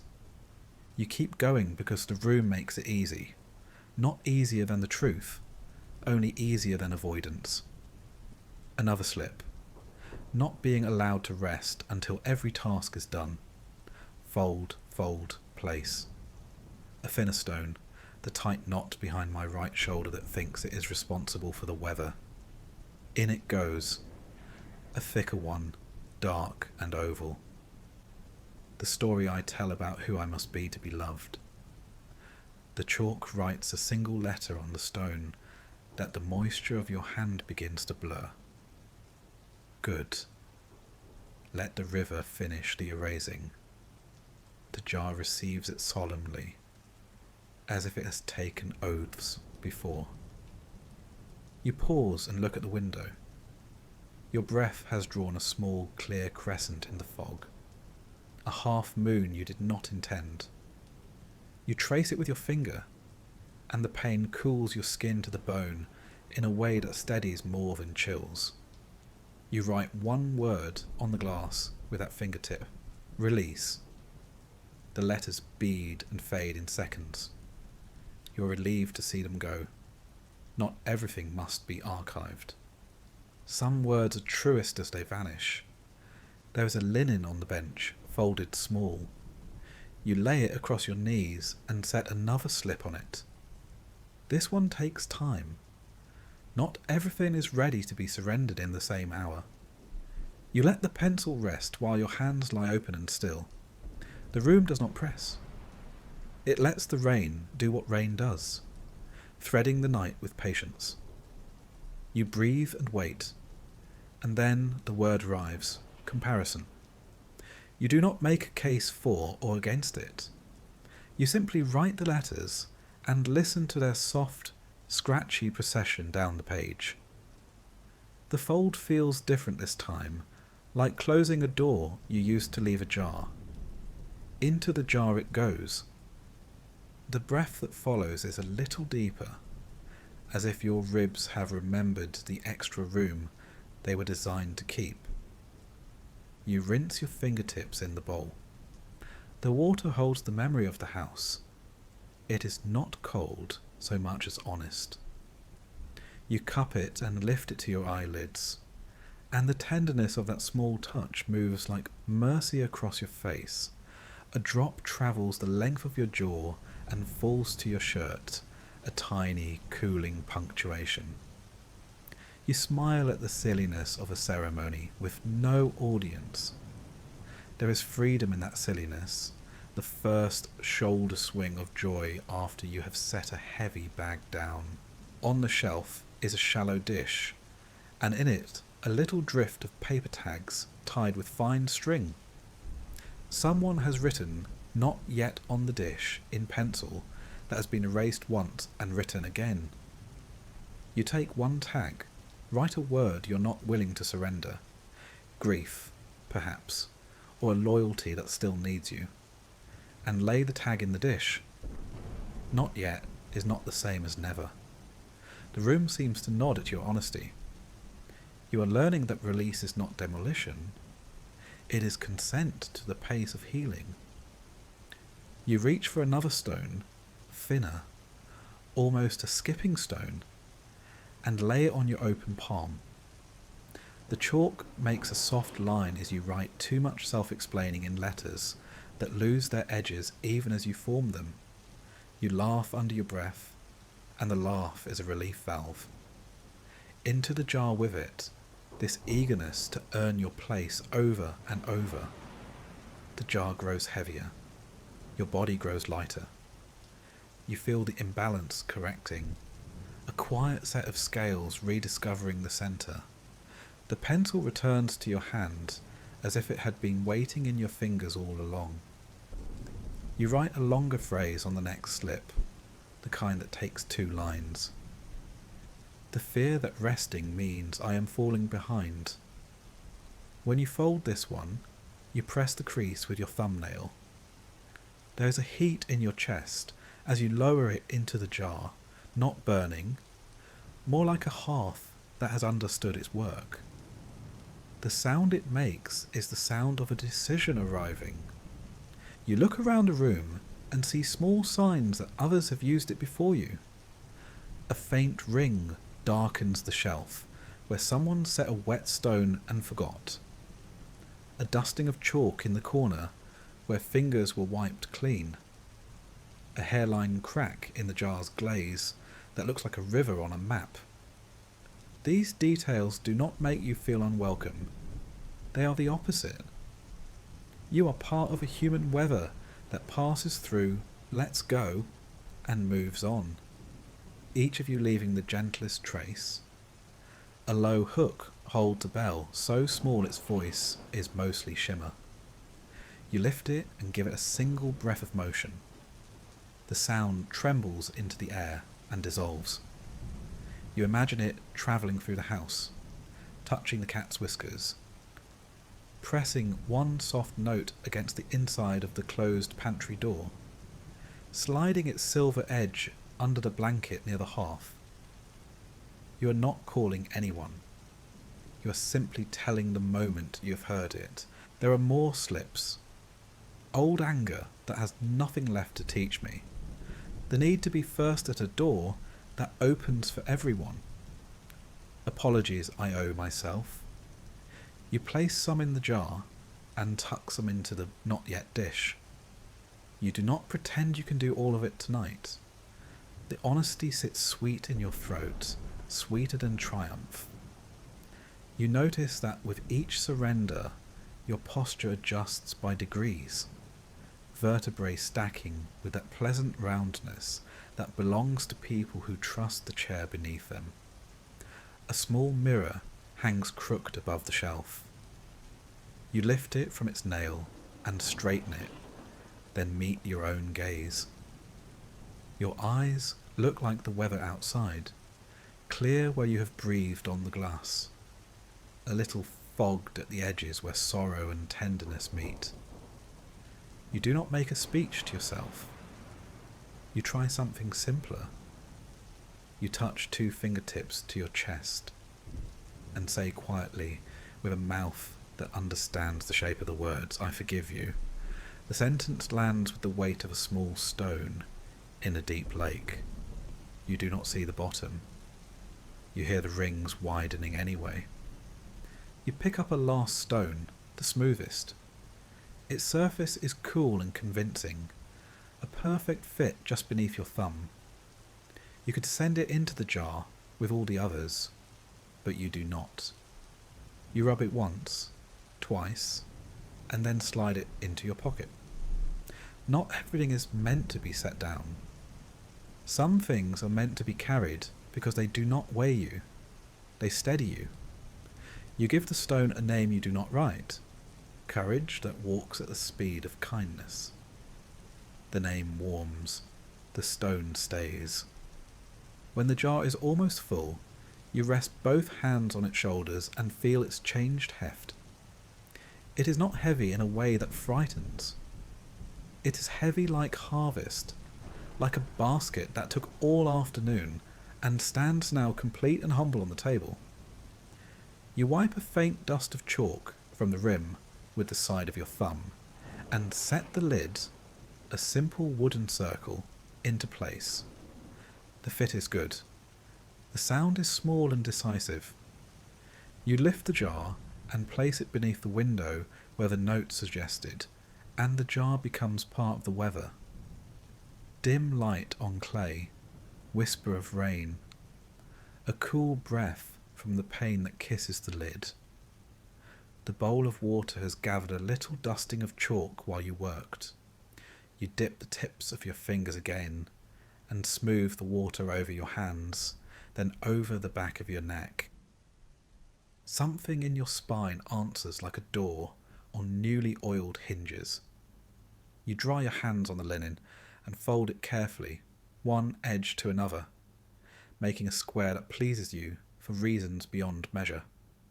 Care begets care. The room seems to grow a fraction larger, as if making room for what your body no longer carries. You take up a small whisk broom from the corner and draw it lightly across the floor, where grit has collected. A quiet pass from shelf to threshold. The act is not about tidiness so much as completion, a way of telling your nervous system the ceremony has a beginning and an end. The sweep gathers a small crescent of sand and chalk and 2 tiny leaves that rode in on your boot. You lift them into your palm and blow them gently into the dark under the shelf, where spiders govern what is forgotten with perfect competence. At the window, the fog has thinned. You unlatch it and let it open the width of a knuckle. Rain-breathed air slides in, cool and live, and runs along your forearms. The sound of the storm is softer now, like conversation through a wall, and somewhere beyond the room, the brook answers in steady voices. You stand a moment with your eyes closed and feel the exchange. Used air leaving, new air arriving, the small economy of release written in your lungs. Before you step out, you glance at the not yet dish and, on impulse, tie one of its tags to the jar's handle with a thin string. The tag swings once and settles, a whisper of paper against clay. Not yet belongs to release too. The room seems pleased with your honesty, though that may just be the way the rain light hovers on the jar's curve. You touch the jar lightly, a farewell more than a check, and feel a warmth in the clay that cannot come from the air. It feels like a held thought. You let your hand fall. In the doorway you pause and look back.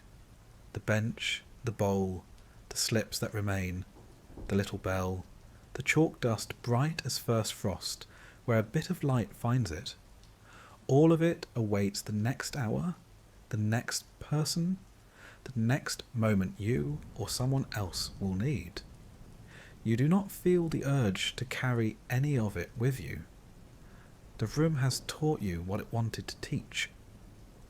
When you return to the main room, the cedar finds you again, and the fire offers its palm of warmth. Your pockets are lighter, except for the one stone which sits against your thigh like a small, reassuring promise. The house hears your return and adds your step to its gentle arithmetic. Rain, breath, ember, heart. The storm has moved its chair back a few feet from the door of the night. You feel taller by no measurable amount, and larger in ways that have nothing to do with size. Something that held you tight has loosened, and in the space it left, air moves freely. You pull the door nearly closed, leaving a sliver so the jar can listen to the house, and the house can listen to the jar. Then you take one slow breath, and another, the kind that finds the bottom of the lungs and returns unhurried. You notice the way your body steps now, how the floor greets the soles of your feet with a softness that was always there but is only now truly felt. You notice the ease in your jaw and the new clarity of the air behind your eyes. Release did not evacuate you. It made room for what has been waiting to live. You walk toward that life with the quiet certainty of a person who has practiced letting go and found that the world holds them still. The door gives that quiet wooden sigh as you open it, and the air outside leans in, cool and rinsed clean. You step onto the threshold, and the night widens around you like a patient cloak. The storm has walked farther off, leaving the earth beaded and grateful. Somewhere close, the brook keeps its soft monologue, and beyond that the field waits, rising and falling in the dark, like the breath of something kind. The lamp in your hand makes its measured circle, but you lift it a little lower now. The path almost knows itself without help. Grass touches your calves with the gentleness of old friends. It is damp and resilient. Each blade catches a droplet that tips and falls as you pass, making a small chain of acknowledgements in your wake. The air smells of turned soil and crushed mint and the faint resin of cypress. You move as if the ground has told your feet a story about steadiness, and your feet have believed it. A cricket starts, stops, starts again, finding the measure. You find it too. When the garden fence ends, the field begins, not with a line, but with a soft, giving way. The world becomes wider by degrees. Stars are half hidden behind a veil of thinning cloud, a salted brightness stitched into a dark cloth. The thunder is no longer a voice. It is a memory of warmth in the sky. You lift your face to the cool and let the night's generosity brush your forehead. Courage rises the same way, without spectacle, like temperature travelling through skin. You step down onto the first mat of flattened grass, and every part of you listens. There is no map drawn in chalk, no banner, no drum. The field carries its own subtle instructions. Here the ground is firm, there it will give a little. In the hollow it will hold a puddle, and on the rise the wind will speak a fraction louder. You learn quickly because the field teaches kindly. You have learned so many hard lessons. You had forgotten there were kinder ones. A while ago you named courage as something loud. Tonight it is a woolen thing, a steady warmth against the chest, a faithfulness to the next simple act. You set the lamp down on a flat stone and let your eyes enlarge in the half-light. The field isn't empty, it is inhabited by small moving lives, moths stitching quiet circles, a beetle pushing purposefully through a tiny forest, the quick, brief blur of a vole. You do not need to announce yourself among them. You are part of the pattern when you walk this slowly. You remember other fields, one from a winter years ago when your breath smoked in the air, and the hard earth under your boots sounded like porcelain. One from a summer when lightning danced on the horizon, and you were young enough to think the world had made the storm for you alone. In each memory there is a single clear decision: to keep walking, to turn back, to wait for morning. You do not judge the choices now. You see them as weather. Each one moved you here, where the grass murmurs at your shins, and the night is a friend. A narrow track appears where deer have passed, pressed into the growth as a suggestion rather than a command. Your feet incline to follow. The track makes small, graceful choices: a bend around a tuft of thistle, a dip to skirt the hollow where rain lingers longest, a rise to gain a sliver more sky. The lamp, carried low, gathers a shine on the wet blades and then sets it down with each step. You realise you're not looking for proof anymore. You're allowing the path to be enough evidence. Midfield, the wind changes tone. It moves in a single, united sweep, and the grasses answer all at once. A long whisper that sounds like welcome spoken by many throats. You stop to let the sound pass through you. It says, quietly, without theatre, you can be smaller and still belong. You can be slower and still arrive. The thought loosens something that had been trying to hold your head higher than it needed to be. You sense a length of fence ahead before you see it, the low, patient kind, strung to keep cattle from wandering, not to make a statement. When it resolves in the lamplight, the posts look silvered, each topped with a bead of water bright as a pearl. You rest your palm on a post, and it gives you the cool of rain and the steadiness of wood that has endured many seasons without complaint.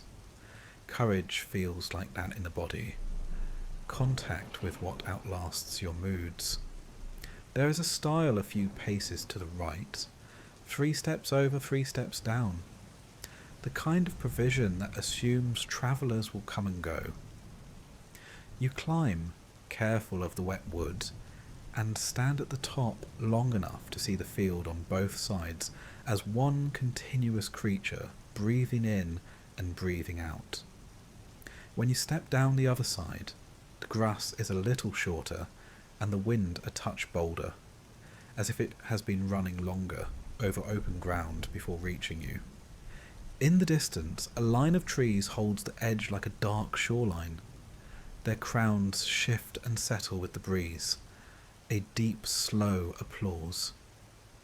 The lamp shows a scatter of seed heads at your feet, pale and feathery, each tuned to let go when the right tug of air arrives.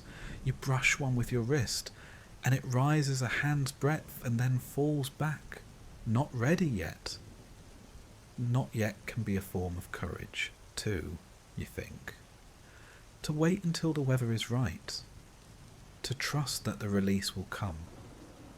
The field levels into a broad stretch, where the grass all leans one way as if listening.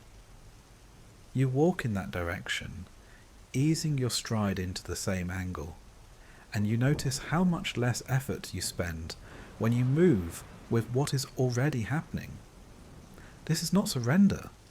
It is wisdom the body recognizes even before the mind makes a sentence about it. The lamp feels lighter.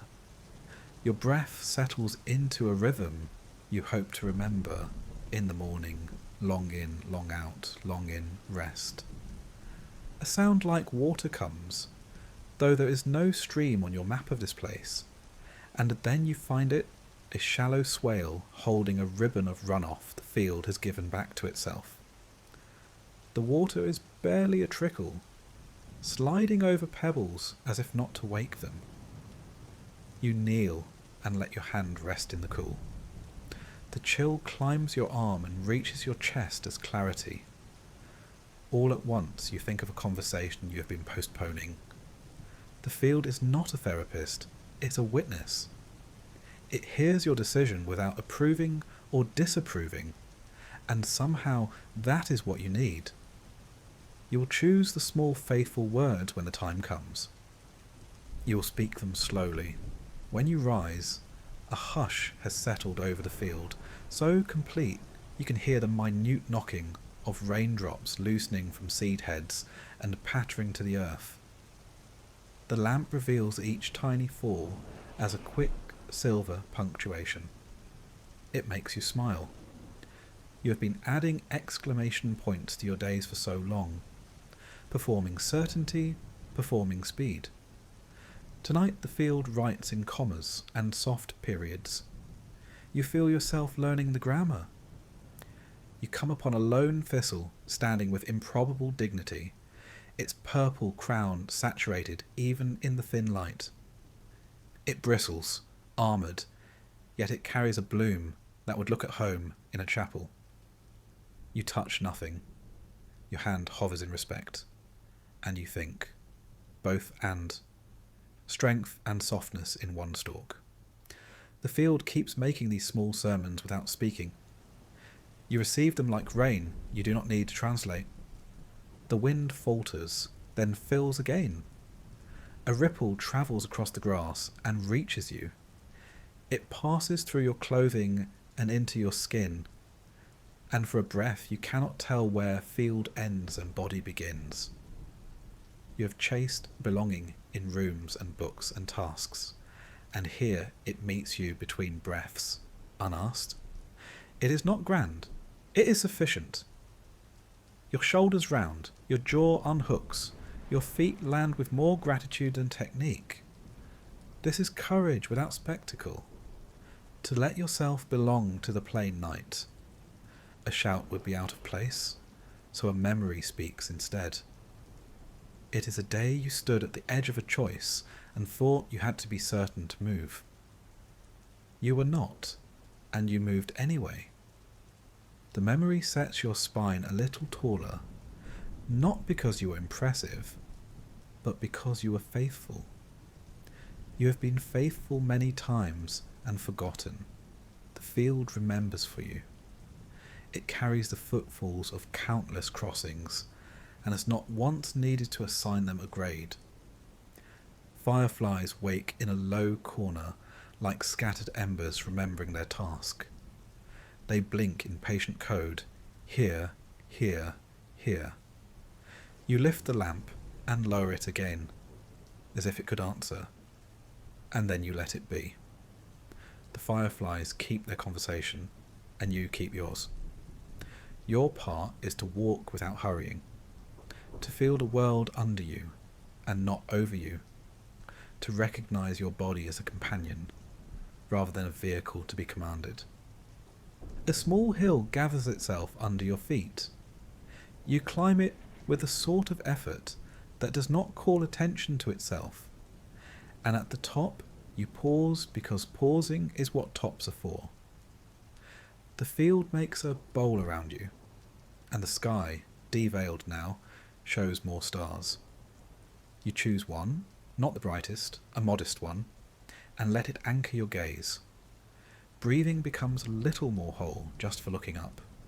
You speak a single sentence under your breath, not a vow, not a demand, something that feels like, I will keep walking with kindness. The sentence does not flare. It settles like seed. On the far side of the hill, you descend into a gentler wind. There is a gate here, the kind that opens with a wooden latch instead of a metal catch. You lift it, and the hinge gives a sound like a low laugh. You enter and lower the latch, and feel the satisfaction of a thing returned to its place. Gatekeeping can be kindness too, knowing which spaces need walls and which need welcome. You will think on that later. Tonight, the lesson is no more than the weight of wood in the hand and the sound of the latch finding home. You walk on and find signs of others' passage. A child's footprint, dried, then softened again by rain. A long, slender feather left behind by a bird who outgrew it. The neat, straight track of a fox composed as a ruler's line. You're not alone, and you never were. This awareness does not make you less brave. It makes bravery more honest. You are part of a choreography that includes your steps and all the steps you cannot see. Far off, bells, sheep or cattle, one or two, not a whole herd, ring once, twice, as if to say all is ordinary and well. The field takes this note and tucks it into the night's pocket. You tuck it into yours. From the lamp's halo, a moth flutters close to your wrist, touches, leaves a dusting as soft as breath, and continues. Touch, leave, continue. You could build a way of living from that. The ground tilts you toward the line of trees, and as you near it, their presence becomes a kind of sound.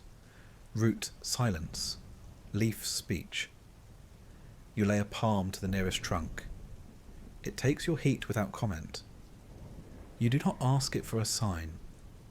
You do not ask the night to resolve into a lesson you can carry like a trophy. You stand there, breathing. When you step back, the place you touched cools in the air, proof enough that contact happened. A path returns you toward the house by another route, not shorter, only different. The lamp meets stones and dew-damp patches, and a small, deliberate snail writing its shining letter across the way. You stop to watch the letter lengthen.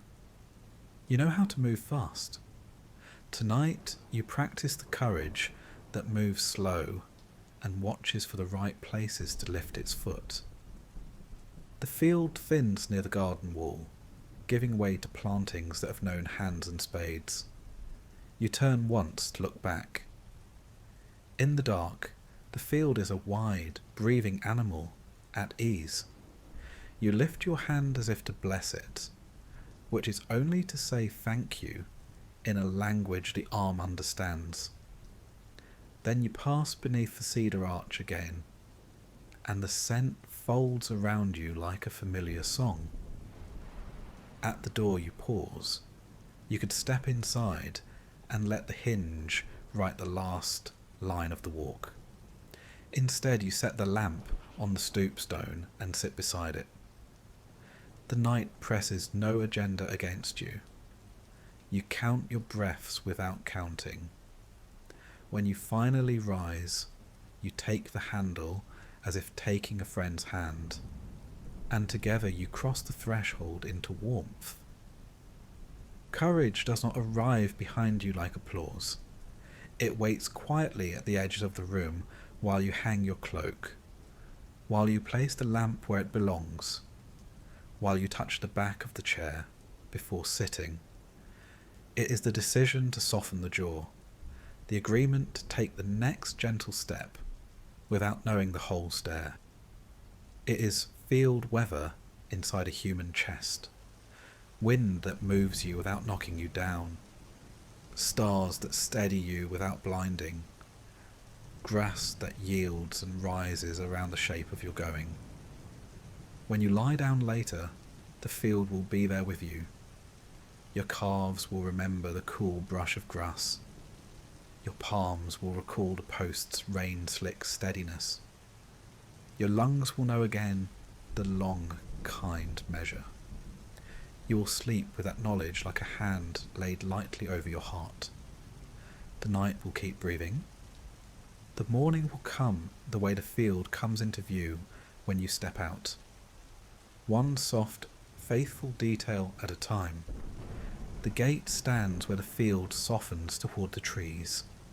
A simple frame of weathered wood strung with little bells that tremble when the breeze considers them. The bells are not loud. They give the air a handful of silver syllables that come and go. You reach out and touch the top rail. It is smooth where many hands have rested, and rough where the grain has lifted in thin threads, the way old advice sometimes holds and sometimes pricks. Your palm fits the place where others paused, and you feel yourself enrolled among them without ceremony. The hinges do not complain when you lift the latch. The bells answer with a kindly clatter that seems to say you may enter. Just remember to listen. You stand for a moment with your fingers around the latch. Listening begins before words. The field behind you breathes that low, soft breath you learnt on the hill, and the cypresses ahead compose themselves into a tall hush. Nothing hurries. Even your weight on your heels feels like a question asked without pressure. You sense again how courage and counsel are sister gifts. One carries you forward, the other steadies the direction. You lift the latch, and the wood gives a small shrug, as if it knew your hand would be this gentle. Inside the gate, the world narrows and becomes precise. The path threads between cypress trunks that rise like columns holding up a roof of green. Rain has jewelled every scale of their bark, and the resin scent is stronger here, round and clean. The wind moves in long, careful strokes, and the bells behind you answer more softly now, a reminder that you can return for more if you forget. On the right, a bench carved from a fallen tree offers a place to sit before you go farther, so you sit because wise counsel does not ask you to climb while you are still catching your breath. There is a small wooden box on a post near the bench. The lid lifts with a faint squeak, and inside you find a deck of cards that someone has copied by hand. One sentence to a card, the ink slightly sun-faded. You shuffle without thinking and draw. Choose the small faithful thing. You laugh under your breath because this line has found you before. It found you at the brook when you let go of a pebble. It found you at the table when you left 2 figs for a stranger you could not see. You slide the card back and draw another. Tell the truth kindly. The letters carry their own warmth. as if the pen remembered the hand that held it. One more card, because you are human. Rest when you are weary. You close the box and thank whoever placed it here, a person who trusted the path to do half the teaching. The bench holds the heat of the day deep in its heartwood, and that warmth rises slowly and answers your spine. You rest your forearms on your thighs and let the cypresses speak in their tall language. Their counsel is not a list, it is a posture. Rise, but do not strain. Root, but do not clutch. Bend, but do not break your own vow. You have been taught so many rules that arrived like commands. Here you are taught by shape and scent and patience. It is easier to receive this kind of teaching because your body understands it before your mind begins to translate. A narrow shelf has been set into the cypress nearest the bench. On it sits a small bowl with a few smooth kernels of grain, and beside the bowl a pencil nub and a square of paper with 3 faint lines printed in pale ink. What helped you today? What you're carrying? What you can give? You write without thinking too hard, because the paper is small and there is no place for speeches. What helped you today? The rain, the bread, a quiet that waited for me even when I was late. What you are carrying? A conversation that needs me to be gentle longer than I want to be. What you can give? Slowness and a willingness not to have the last word. You fold the paper once and leave it under the bowl. The grain sits and shines. The act is so small it could be nothing, yet you feel the way your ribs open another finger width. The path beyond the bench makes a soft curve, and then another, like a sentence that prefers commas to exclamation. On the left, a carved post stands with lines etched along its length, a kind of measuring stick without numbers. The top bears a symbol that looks like an open ear. You lay your hand flat against the notches. Someone has cut them deep enough to last through weather. You don't need to know what they count. You feel yourself counted anyway, not as a one more task for the day, but as a person who has brought a life to this moment. It is a good feeling, and it asks for nothing except that you keep walking. There is an alcove where the path widens around the base of a great tree. In the alcove, someone has left a low table and a ring of small stools. The table is set with a pitcher of water and a row of cups, each cup chipped differently, each clearly beloved by use.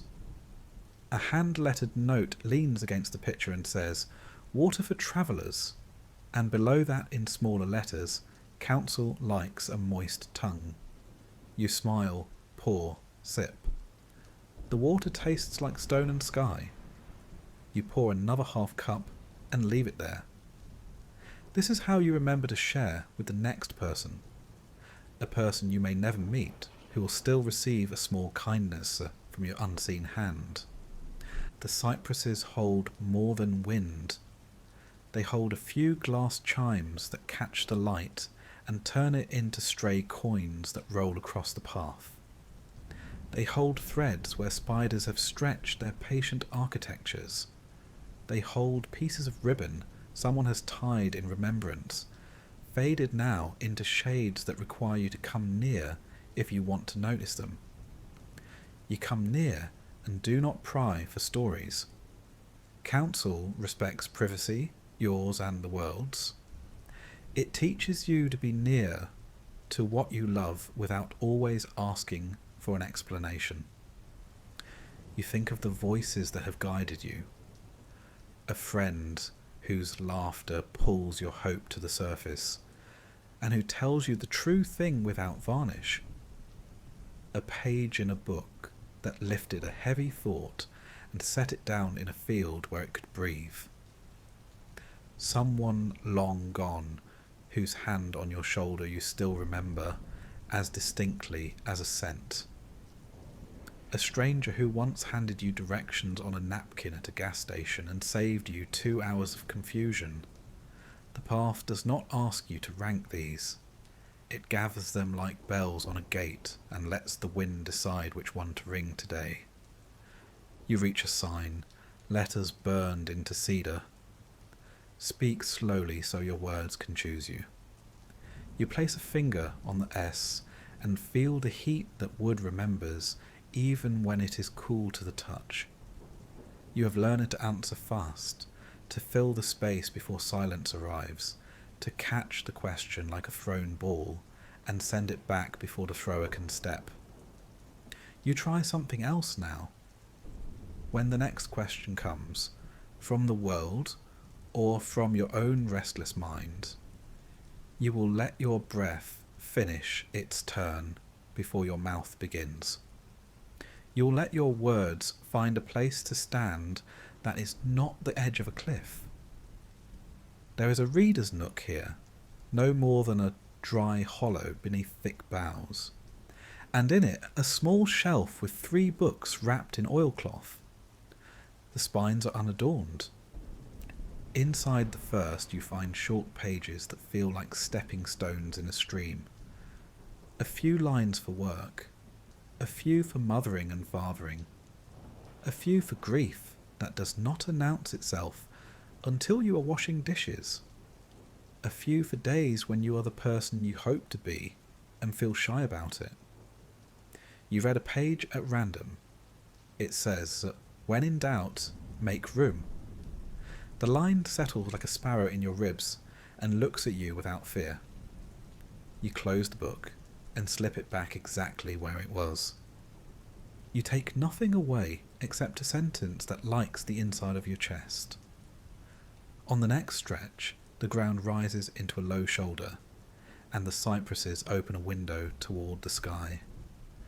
The cloud cover has thinned to gauze. One bright star blinks, as if testing its own readiness. You watch it steady itself, and feel your own steadiness respond. Counsel, you realise, is not the loud voice that interrupts the room. It is the lamp of a particular star on a night you thought was empty. It is the nudge of a shoulder that reminds you to rest against what holds. You notice a fork ahead. One way turns into a thicket of laurel, shadowed and tight. The other moves toward a small meadow where the grasses are short and clean from deer. Your lamp gives both paths equal light. You tilt your head and listen. The bells at the gate are long behind you. You cannot hear them now. The counsel you need has moved inside your own careful breath. Not everything requires your bravest choice. Some nights want the gentler meadow. You take the meadow path, and the relief you feel is not permission to shrink. It is the wisdom to choose what heals. In the meadow, a circle of stones encloses a patch of ground pressed smooth by sitting bodies. A branch leans in from the edge of the ring with a string tied to it and a small pencil dangling from the string. The stones are written on, scratched with little sayings in many hands, all short, none signed. Leave room for laughter. Let the quiet speak. The story is not finished. Do not write the ending alone. Drink water before the meeting. If you would like to be heard, practice hearing. You kneel and add one, because the circle invites it. Keep your promises to your own breath. The words look plain on the stone. Plain feels right in this place. You are not alone. 2 fireflies drift over the grass and write their intermittent script. A night bird asks a question in 3 notes and receives no answer, which is an answer. The ground smells like rain that has made vows with root and worm and seed. You sit on one of the stones and let the air move across your face and neck. Some part of you that used to reach for certainty has learned another habit. It reaches for kindness first. Council has been teaching this since you were a child, and you are finally old enough to agree. From the far edge of the meadow comes a soft clucking that turns into quiet steps. A person emerges, head bowed a little, hands in pockets. They tip the brim of a hat toward you in greeting, but do not interrupt the meadow's rule of gentle silence. You tip your head back, and a moment holds both of you without obligation. Council is not a secret club. It is a shared atmosphere that does not insist on names. The person passes through and leaves a wake of peace that your skin can feel for a few breaths after they are gone. The path beyond the meadow returns to the cypress aisle. The trunks here carry narrow shelves like the one near the bench, and on them sit small objects that are not precious and are exactly right. A shell with a hole that could be threaded on string. A bit of driftwood that looks like a bird's head and neck. A button, mother of pearl, that has lost its shirt and does not mind. You touch nothing and think about the way counsel comes through ordinary things. How a shell once taught you about resonance. How a button once taught you about attachment and letting go. How the simplest piece of driftwood gave your hand a shape that your heart found familiar. A thin arch of woven branches spans the path, and from its centre hangs a ribbon with 5 knots. A line of handwriting on a small tag invites you to untie 1 knot in silence and hold a question in your mind while you do. You reach up. The ribbon is damp and cool in your fingers. The knot resists a little, then yields under your slow work. As it loosens, you think of a decision waiting at the edge of your days. Not a crisis, but a choice of emphasis. When the knot slips free, 2 truths arrive at once. You do not need to decide tonight. When you do, you can choose the option that makes you kinder, not just busier. You let the ribbon hang with 1 less knot, then move on with your shoulders less crowded by urgency. Near the end of the cypress walk, you find a low stone pillar with a shallow cupped top that holds a puddle of rain. The surface reflects the leaves and the faint star, and your own face, and all 3 ripple when a drop falls. A small carved line around the rim reads, "Remember the 3 chairs." Below the words, a simple drawing shows 3 seats in a row. You've seen this somewhere, perhaps in a kitchen, perhaps in a school. The first chair is caution, the second is compassion. The third is clarity. Sit in them in that order whenever you can. You draw your finger through the water, and the chairs blur, then form again as the ripples settle. You whisper thank you because old counsel deserves to be spoken to as if it were alive. The gate that led you in is not the only gate. A second frame of wood waits ahead, its bells fewer and lower in tone. Hanging from the side post is a small cone of tin filled with folded scraps of paper. The sign above it says, "Take one for the road, return a thought when you return here." You draw a scrap and open it. Let your yes be a yes that leaves room to breathe. The words are simple, so you tuck them where your pocket meets your palm. You write on a fresh scrap from the pencil in the tin. Ask for help while your strength is still strong. You fold it and slip it into the cone for the next traveller, and feel a small but genuine flush of shyness. Good. Honest counsel often arrives with a little heat in the face. It means your pride has made room. The bells give a calm shiver when you lift the latch. As you step through, wind travels the length of the cypresses and carries their counsel in a single long breath. You do not translate all of it. You do not need to. Your body has already learned what your tongue will later try to say. You look back and see the path you took, only a shade darker than the rest of the grove, the way guidance often looks in memory. Clear but not bright, patient but not passive, alive with the proof that you are not moving alone. Outside the gate, the field greets you again, and the night has shifted slightly, not in temperature, more in texture. The far thunder is gone. The brook's thread is stronger. Stars have multiplied. You walk with the lamp low because counsel has turned from sound to muscle, from sign to breath. When your thoughts gather to begin their usual chorus, you try what the cedar sign suggested. You let them speak slowly.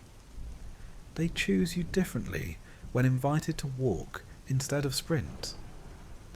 Near the house, the bells at the first gate answer the bells you have just left, a soft call and a soft reply. You pass under them with the quiet pride of someone who went to the water and did not spill. The stoop stone holds the print of your earlier step like a welcome mat.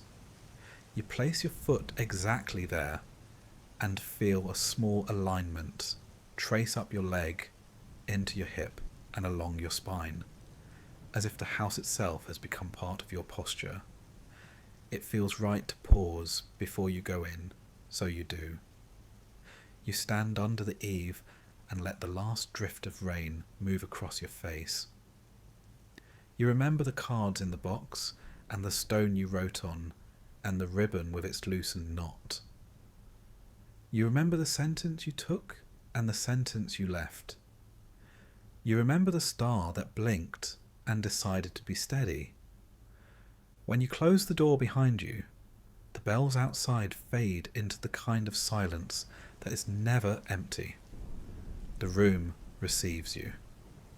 The fire adjusts upward for a moment, then relaxes. The cat opens one eye and does not move.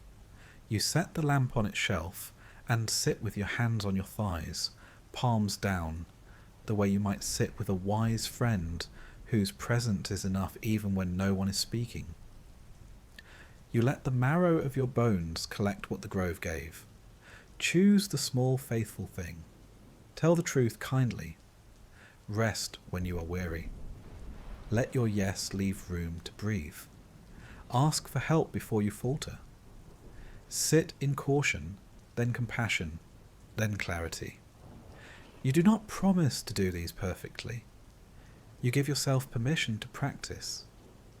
Later, when you lie down, your mind tries once to rehearse the upcoming conversation.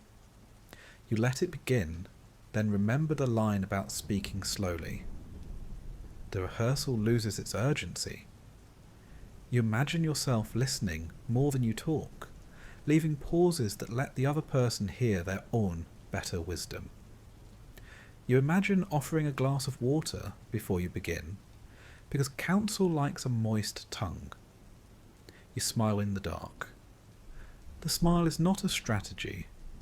It is a recognition that you have been joined by something kind. Sleep arrives like an elder who knows the house, who puts the kettle on without asking, who sits and holds your hand until the muscles in your forearm forget their old jobs. The bells outside answer the breeze and settle. The cypresses hold their night shape. The path waits for morning, which is its own way of giving advice. You rest inside that waiting. You're not alone there. The counsel you collected keeps a quiet vigil at the edge of the bed, not to correct you, not to judge, only to hum the small steady tune that turns fear into patience and patience into peace. Clouds gather again like singers taking their places, and the night adjusts to a deeper key. The first stronger drops arrive with an almost courtly tap on the eaves, followed by a hush when every leaf listens. You lift your head and hear the change before you see it.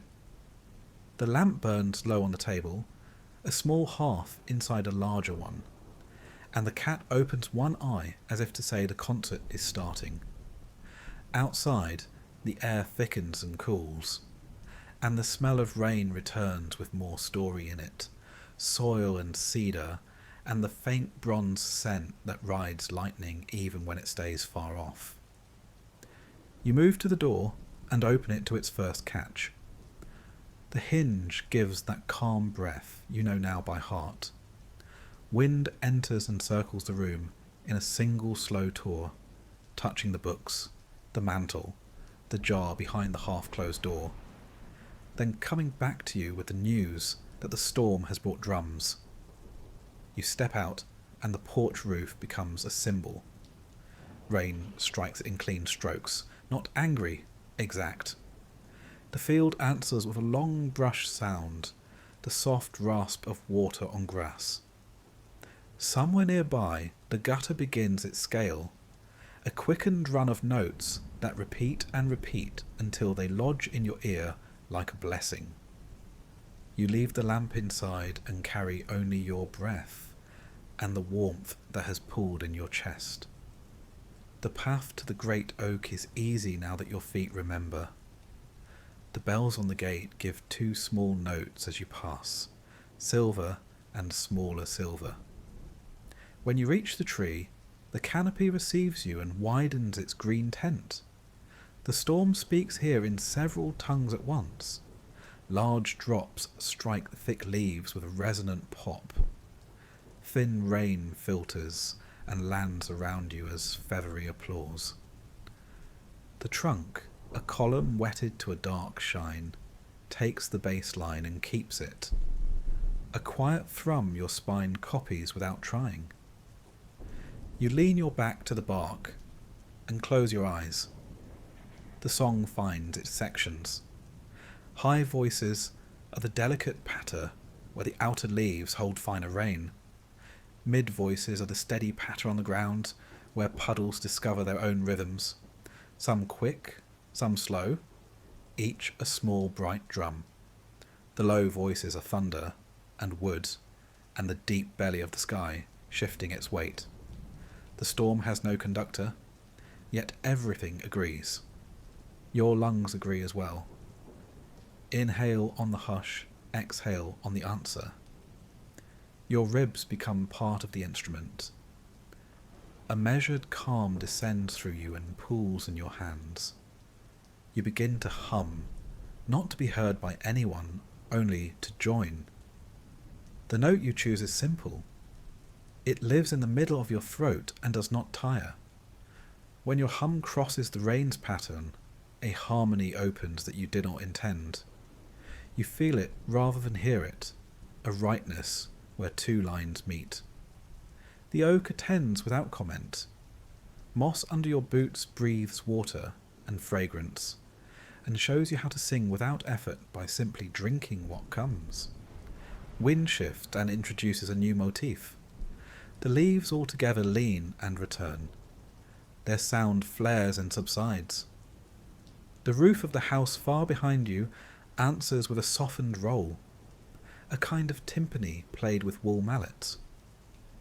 You smile because you did not know you had been waiting for an orchestra that needs no stage. You think of your days, how quickly you have tried to bring them to a crescendo, and you feel a gentler craft at work. The storm does not rush its chorus. It repeats a phrase as many times as it takes for the listening to deepen. Memory hears the opening bars and arrives with its own instruments. A sibling's laughter in a kitchen where rain rattled the window panes. A long drive when wipers beat their metronome, and you learn the shape of quiet companionship. A doorway where you stood with a hard conversation on your tongue, and the weather taught you to speak slower. Each memory is a clarinet or a cello woven into tonight's theme. None of them ask for centre. They add tone and warmth, then set you free again to hear what is here. Lightning lifts the dimness a moment. So brief the trees look like a pencil sketch made by a quick hand. Thunder follows at a distance, that feels like a friend calling from down a hall. You count without counting. The pause is long enough to let the air fill again with soft percussion. The pause is the teacher, you realise. You've been afraid of spaces where nothing happens, and discovered tonight that the space is where the meaning settles its weight. The oak makes a low voice you had not noticed, a creak that is not complaint. It is the sound of fibres adjusting under wind, of strength that knows how to move. You lay your palm to the bark and feel the vibration in your bones. Your hum shifts a half step to meet it. The change fits, and your body relaxes another patient inch. So much tightness leaves in increments. The song shows you how to welcome each small departure with thanks. Rain runs off the leaves in threads that meet and fall in beads. Each bead arrives like a clear bell on a stone, and the stone answers with a note you cannot hear until you are this close. The ground is a tuned instrument. The path, the roots, the lips of puddles, each has its pitch. And when the drops strike them, they play themselves without self-consciousness. You think of all the roles you have played with self-consciousness and feel a kind forgiveness spread under your sternum. Even those roles belong to a weather that was teaching you, one storm at a time. Farther off, the brook finds its louder voice and becomes a ribbon of melody braided with the rain. Its run is quicker now, but still carries phrasing. It drops an octave under fallen branches and rises a little where stones narrow the channel. You cannot sing the brook's line without laughing, because the mouth cannot move that fast. You let the brook be the agile voice and keep your steady drone. The meeting of quick and slow is pleasant. It tells you that your life can hold both at once. You sit at the oak's root, a throne grown by time that fits your back as if you were expected. Water finds the crease at your ankle and cools the skin, and then seeks the seam of your trouser and stops, held by cloth and warmth and luck. You feel no damp discomfort, only alertness. The mind that usually searches for what is wrong goes quiet. It has nothing useful to do. The senses that were meant to tether you to the present untie themselves from hurry and do the job they were made for. You are the listener and the instrument, both. A gust arrives from a new direction and the rain slants. The leaves welcome it with a change of metre. You adjust without thinking, your hum elongating a fraction, then shortening. For a breath you think of the conversations that ask for this, the ones that cannot be solved by a single tone held forever. You make a small promise to pay attention to weather the next time you speak to someone you love. You vow to change metre without defensiveness when the wind turns. The chimes back at the cypress gate catch the edge of the gust and send a series of bright notes down the path like quick birds. They reach the oak and sit on a branch you cannot see, then lift and return to the grove. The bells at the fence answer in deeper tones. For a moment, the whole place is full of call and response. Your throat obeys the pattern and finds a second line to hold beside the first. A low hum under a higher one that feels like the part of you that watches kindly while the part of you that lives makes decisions. A petty thought knocks once at the door. It asks if you are wasting time. The storm answers before you can. A drop lands on the bridge of your nose with comic accuracy and rolls to the tip, then falls to the earth. You laugh alone in the dark, like a person who knows a secret, and the laughter becomes another line in the song, bright and brief and right on time. You realise how often you have been saved by such simple rhythms, how a pot set to simmer or a broom moving in calm strokes, or a hand kneading dough taught you something talk never could. Thunder steps closer.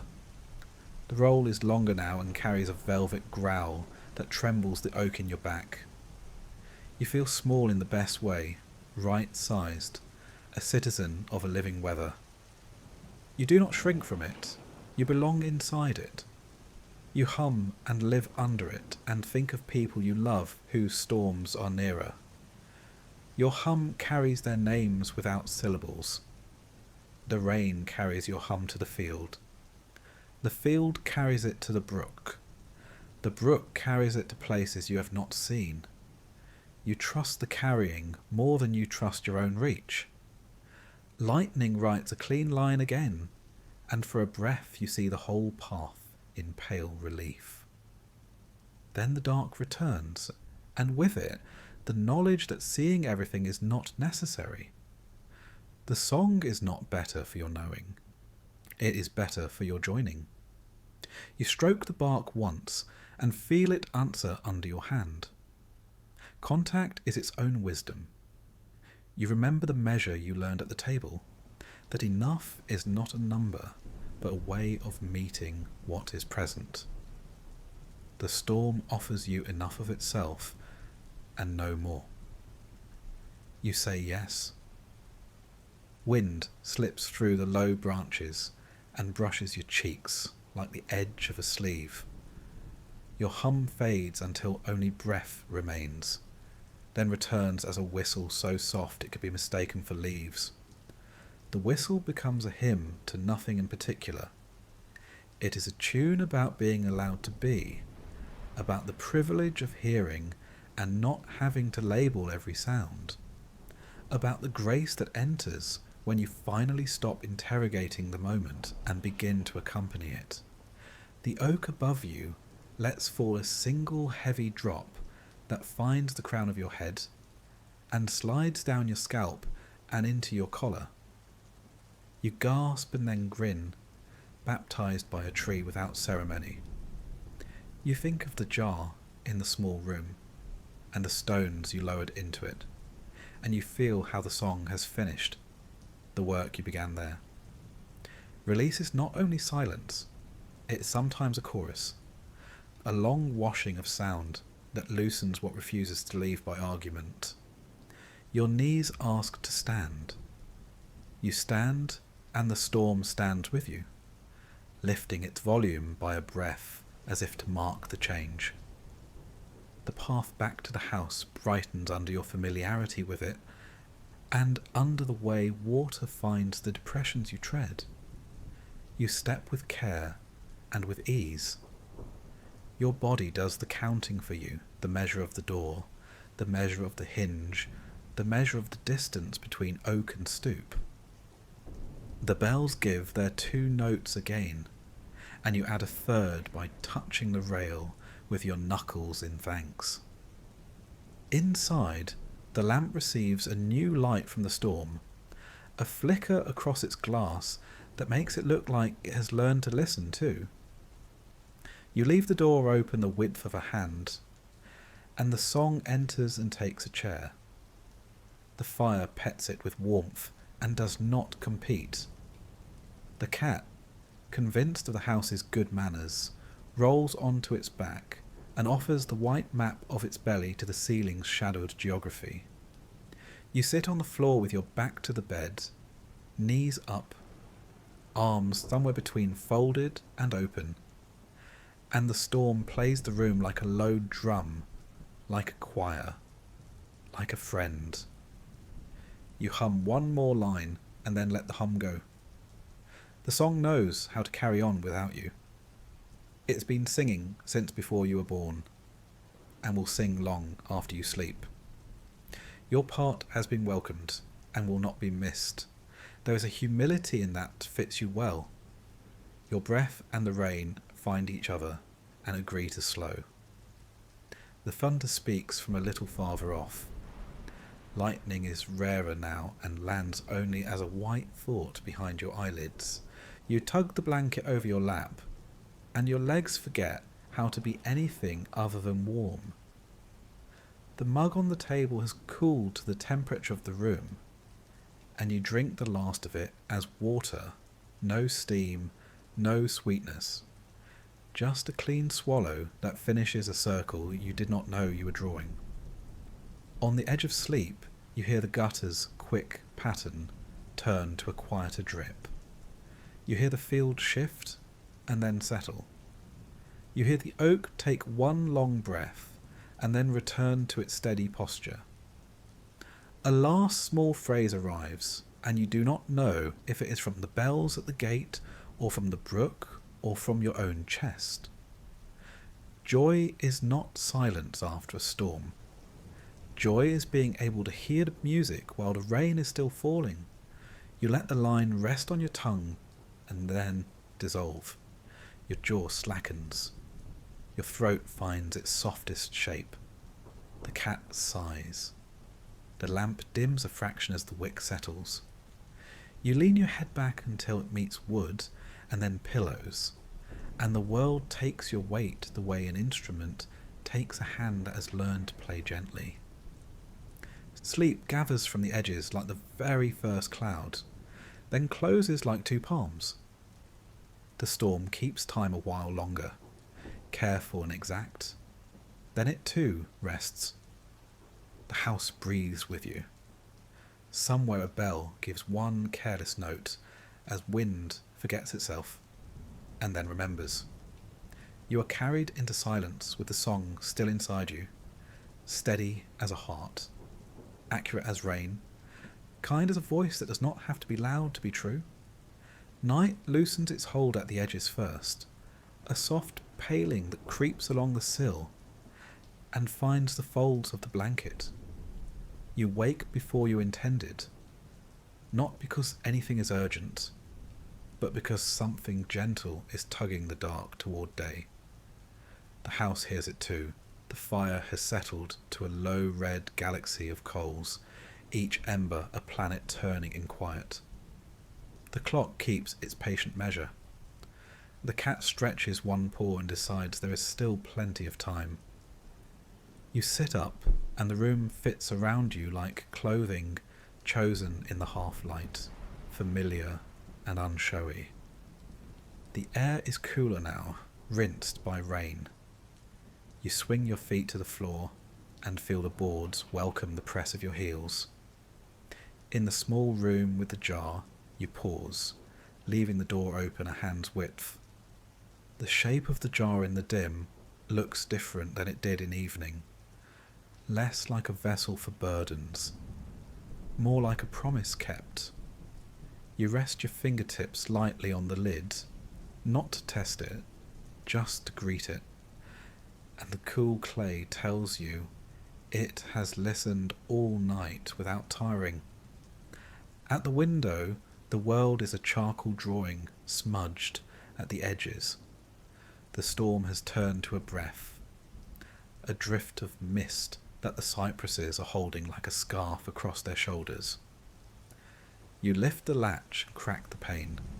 Freshness folds into the room, an aroma of wet cedar, clean earth, and the faint sweetness of wood smoke that slipped out of someone's chimney, and then changed its mind and returned to the ground.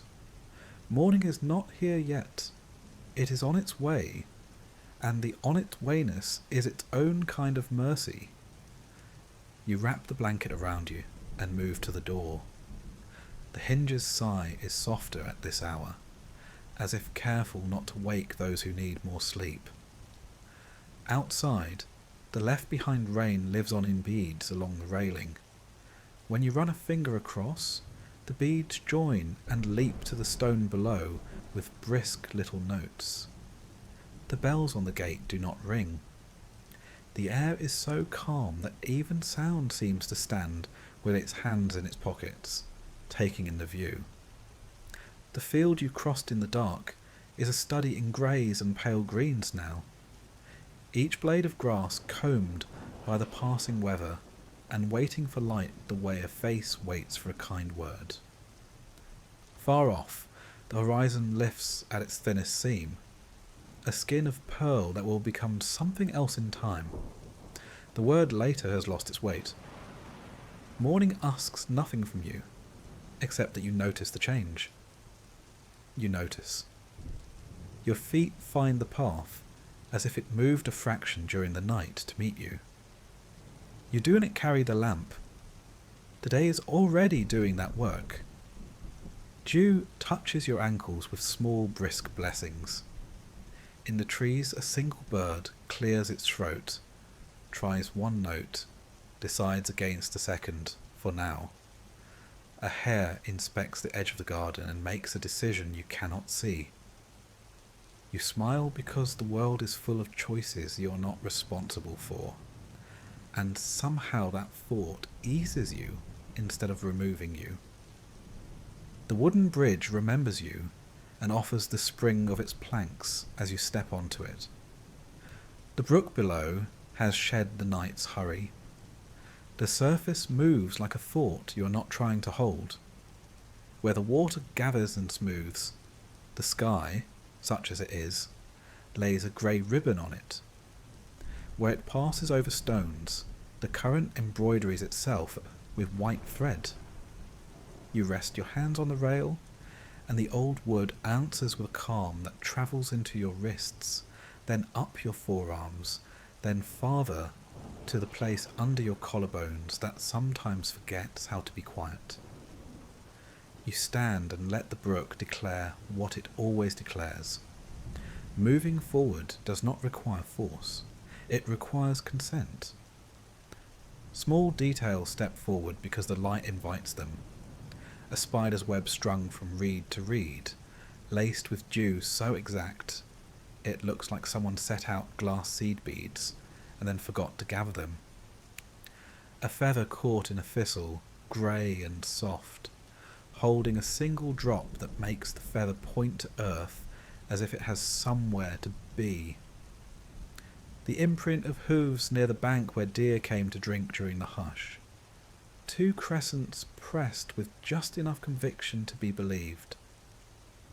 Your own breath becomes another detail. It appears and vanishes in the cool, a visible proof that you are here. You listen for thunder and find only a memory of its steadiness stored in your ribs. The storm was loud, but its parting gift is quiet. You think of the counsel the cypresses gave, and how it lingers like a scent on your sleeves. Choose the small faithful thing. Tell the truth kindly. Rest when you are weary. Morning nods at all three, unconcerned with your performance, delighted simply to see you out here, taking this air into the rooms of your body.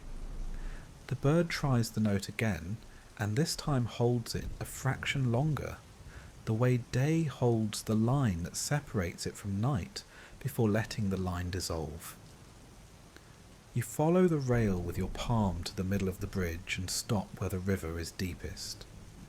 In the blue-grey, nearly black water, a cloud drifts, just a smudge, and breaks apart, reforms, breaks again. You think about plans that do this, and how much energy you've spent trying to keep them whole. The brook suggests another way. Let the plan be a reflection. Let the current be the promise. You are not giving up. You are giving in to the kind of strength that keeps moving even when the picture changes. A scent rises from somewhere down the path. Not cedar now, but something warmer. The loaf you wrapped last night flashes in your mind. The cloth tied in a loose knot. The 3 olives you left by the candle.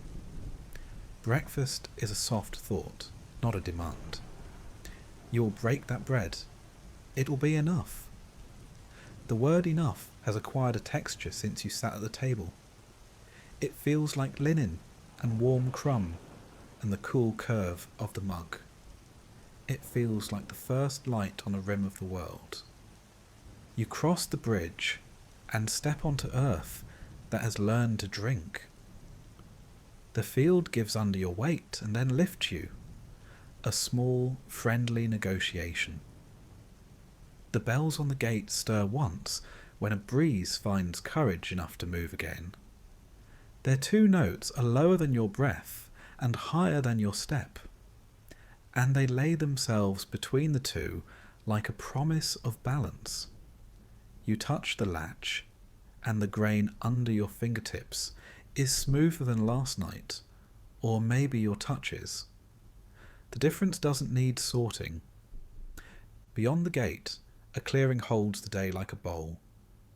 Mist lies in the hollow like milk poured into a shallow dish. The first spider, daring enough to stretch a new thread, steps out and tests the air, as if to say, now, almost. You think of the ribbon with its 5 knots and the one you loosened, how the answer you received arrived in 2 truths at once. Morning is an expert at this. It brings more than one truth and lets you keep both without drama. You can move gently, you can be brave. The light makes room for both.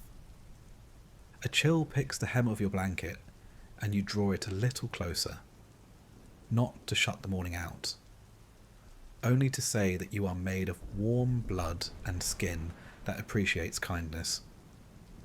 Your body, which has carried you along every path in this story, responds with uncomplicated gratitude. It knows the promise of morning in its own ways. How the knees feel after sleep. How the back stacks without argument. How the jaw loosens after the long night's forgotten work. Even your hands, which did the letting go in the small room, look different now. Less like tools, more like companions. On the path back, you pass the stile and climb to stand a moment at its top step. The fields on both sides belong to one morning. Over the far edge, the low cloud pulls apart and shows a strip of brightness, not yet gold, not yet rose, just clean. You could name 1,000 tasks for the coming hours, and it would not make that line brighter. You could name none, and the line would still widen. This is one of the day's quiet mercies. Your attention is powerful in the rooms it inhabits, and the sun is faithful where you cannot help. A rook calls from the elm behind the house, the sandpapery eke that sounds like a wise complaint. Another answers, softer. You are surprised by how companionable their voices feel. The morning is full of such companionships. Stone with dew, field with mist, sky with a thin blade of light, your breath with the cool air. You think of your own companions in the human world and feel not a rush to write, but a slow warmth that will become words later, spoken at a table, written in a short message, carried in the way you make room for someone else to take their time. At the door you pause again, because pausing feels less like interruption and more like respect. The threshold is wet where night laid its hand and turned away. You step over it, and the house greets you with its small chorus. A coal easing into ash, the faint tick of cooling iron, the hush of your own blanket as it shifts on your shoulders. You place the loaf on the table and untie the knot you made last night. A new freshness rises from the cut face, less steam now, more fragrance. You pour water into the kettle and set it on. The ready sound it makes is morning's little engine, cheerful and exact. While the water gathers itself, you move in easy, ordinary ways. You straighten the candle. You place the olives on a plate with a sprig of rosemary that remembers rain. You open the window a finger's width wider and let the mist reach into the room, not to dampen, only to announce itself. The cat arrives, tail high in a question mark, and circles your ankles as if writing your name on the floor. You scratch behind one ear, and the cat leans into the touch and pretends it was your idea. Warmth begins at the base of the kettle and rises. The first thread of steam lifts like a promise taking shape. You break bread. The crust makes that friendly music again. You taste without hurrying, and the mouth remembers last night's lessons, adds a morning amendment. Sweetness is not gone, it is changed. You butter a piece lightly and add a few grains of salt.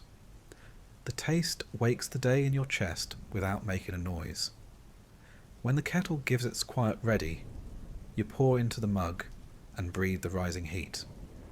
Today will not demand a vow, it will accept a sip. You carry the mug to the door and stand where inside and outside meet. The bird who tested the single note earlier decides to add another, then another, measuring the measure, not performing. Other voices join, distant, cautious, until the air is threaded with beginnings. The light finds the line of hills at last and draws it, precise and soft. The first colour arrives, no fanfare, just the most delicate skin of peach at the seam where earth lifts into sky. Your eyes do what eyes were made to do. They receive. You think of the hours to come as a path that will show itself at the rate you can walk it. The lamp is on the shelf, but you will not need it for a while. The counsel of the grove lives under your ribs and in your wrists. The field has taught your calves to trust the ground, and your lungs to prefer long measures. The jar in the small room holds what you released. The stone in your pocket has warmed to your shape. All of it has been gathered for a purpose that does not scold or flare. It simply opens the door between night and day and stands aside. A wind begins that doesn't belong to storm, a clean moving breeze that lifts the edges of the mist and turns them into hairline threads of silver. The bells on the gate give their first true morning voice, a soft chiming like glass tapped with a wooden spoon. Somewhere on the far path, a figure you cannot fully see crosses, unhurried. They are not coming here. They are not leaving you. They are living their own morning, and the blessing that rises in you for them is not effortful. It floats like breath. You close your eyes once more and let the promise of morning write its sentence across the inside of your lids. It is not flowery. It is not austere. It is a clear line that says, there will be enough light for the next step, enough strength for the next kindness, enough mercy for what you do not complete. You repeat it in a whisper, not as a charm, but as a way to put your mouth in the shape of hope. The words do not need to be new to be true. They only need to be said with the honesty of someone who can hear dew falling. When you open your eyes, the colour has deepened. The seam has widened. Shadows grow edges, but the edges are soft. You breathe in, and the breath arrives as if it had been idle for hours, delighted to have work. You breathe out, and the world accepts the breath as if it has been waiting for you to contribute to the morning's economy.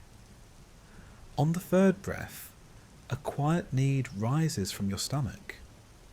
You answer it with another torn piece of bread. On the fourth, a thought.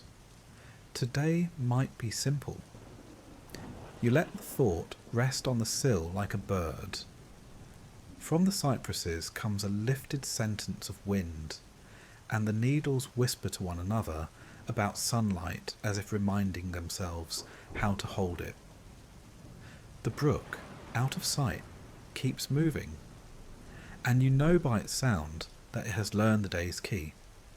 You tuck the blanket tighter, raise the mug once more, and take a sip that makes your chest warm in a way that feels like consent. Morning is here, not asking for your promise, offering its own. You turn from the door without closing it all the way and let the light follow you across the floor, a careful companion that knows how to walk at your pace. The table, cleared last night with a cloth and a wide slow motion, receives the plate and the mug again. You sit and the chair takes your weight as if you have been gone for years, and also no time at all. Outside, the bird finishes the phrase it began, and another picks it up, and then another until you are wrapped in a music that is not a performance at all, only a neighbourhood. You do not need to applaud. You are part of the choir for as long as you listen.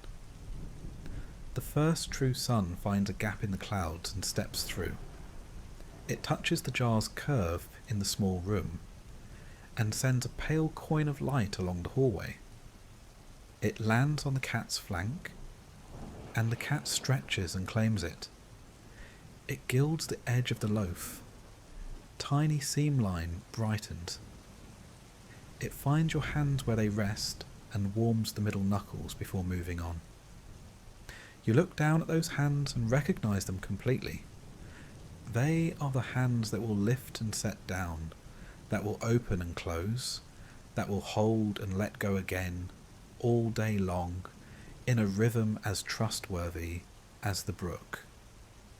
You rise, not with a soldier's start, but with a gardener's ease. The day is not a battle to win. It is ground to tend. You will walk out into it with what you have been given. A sentence or two of wise counsel.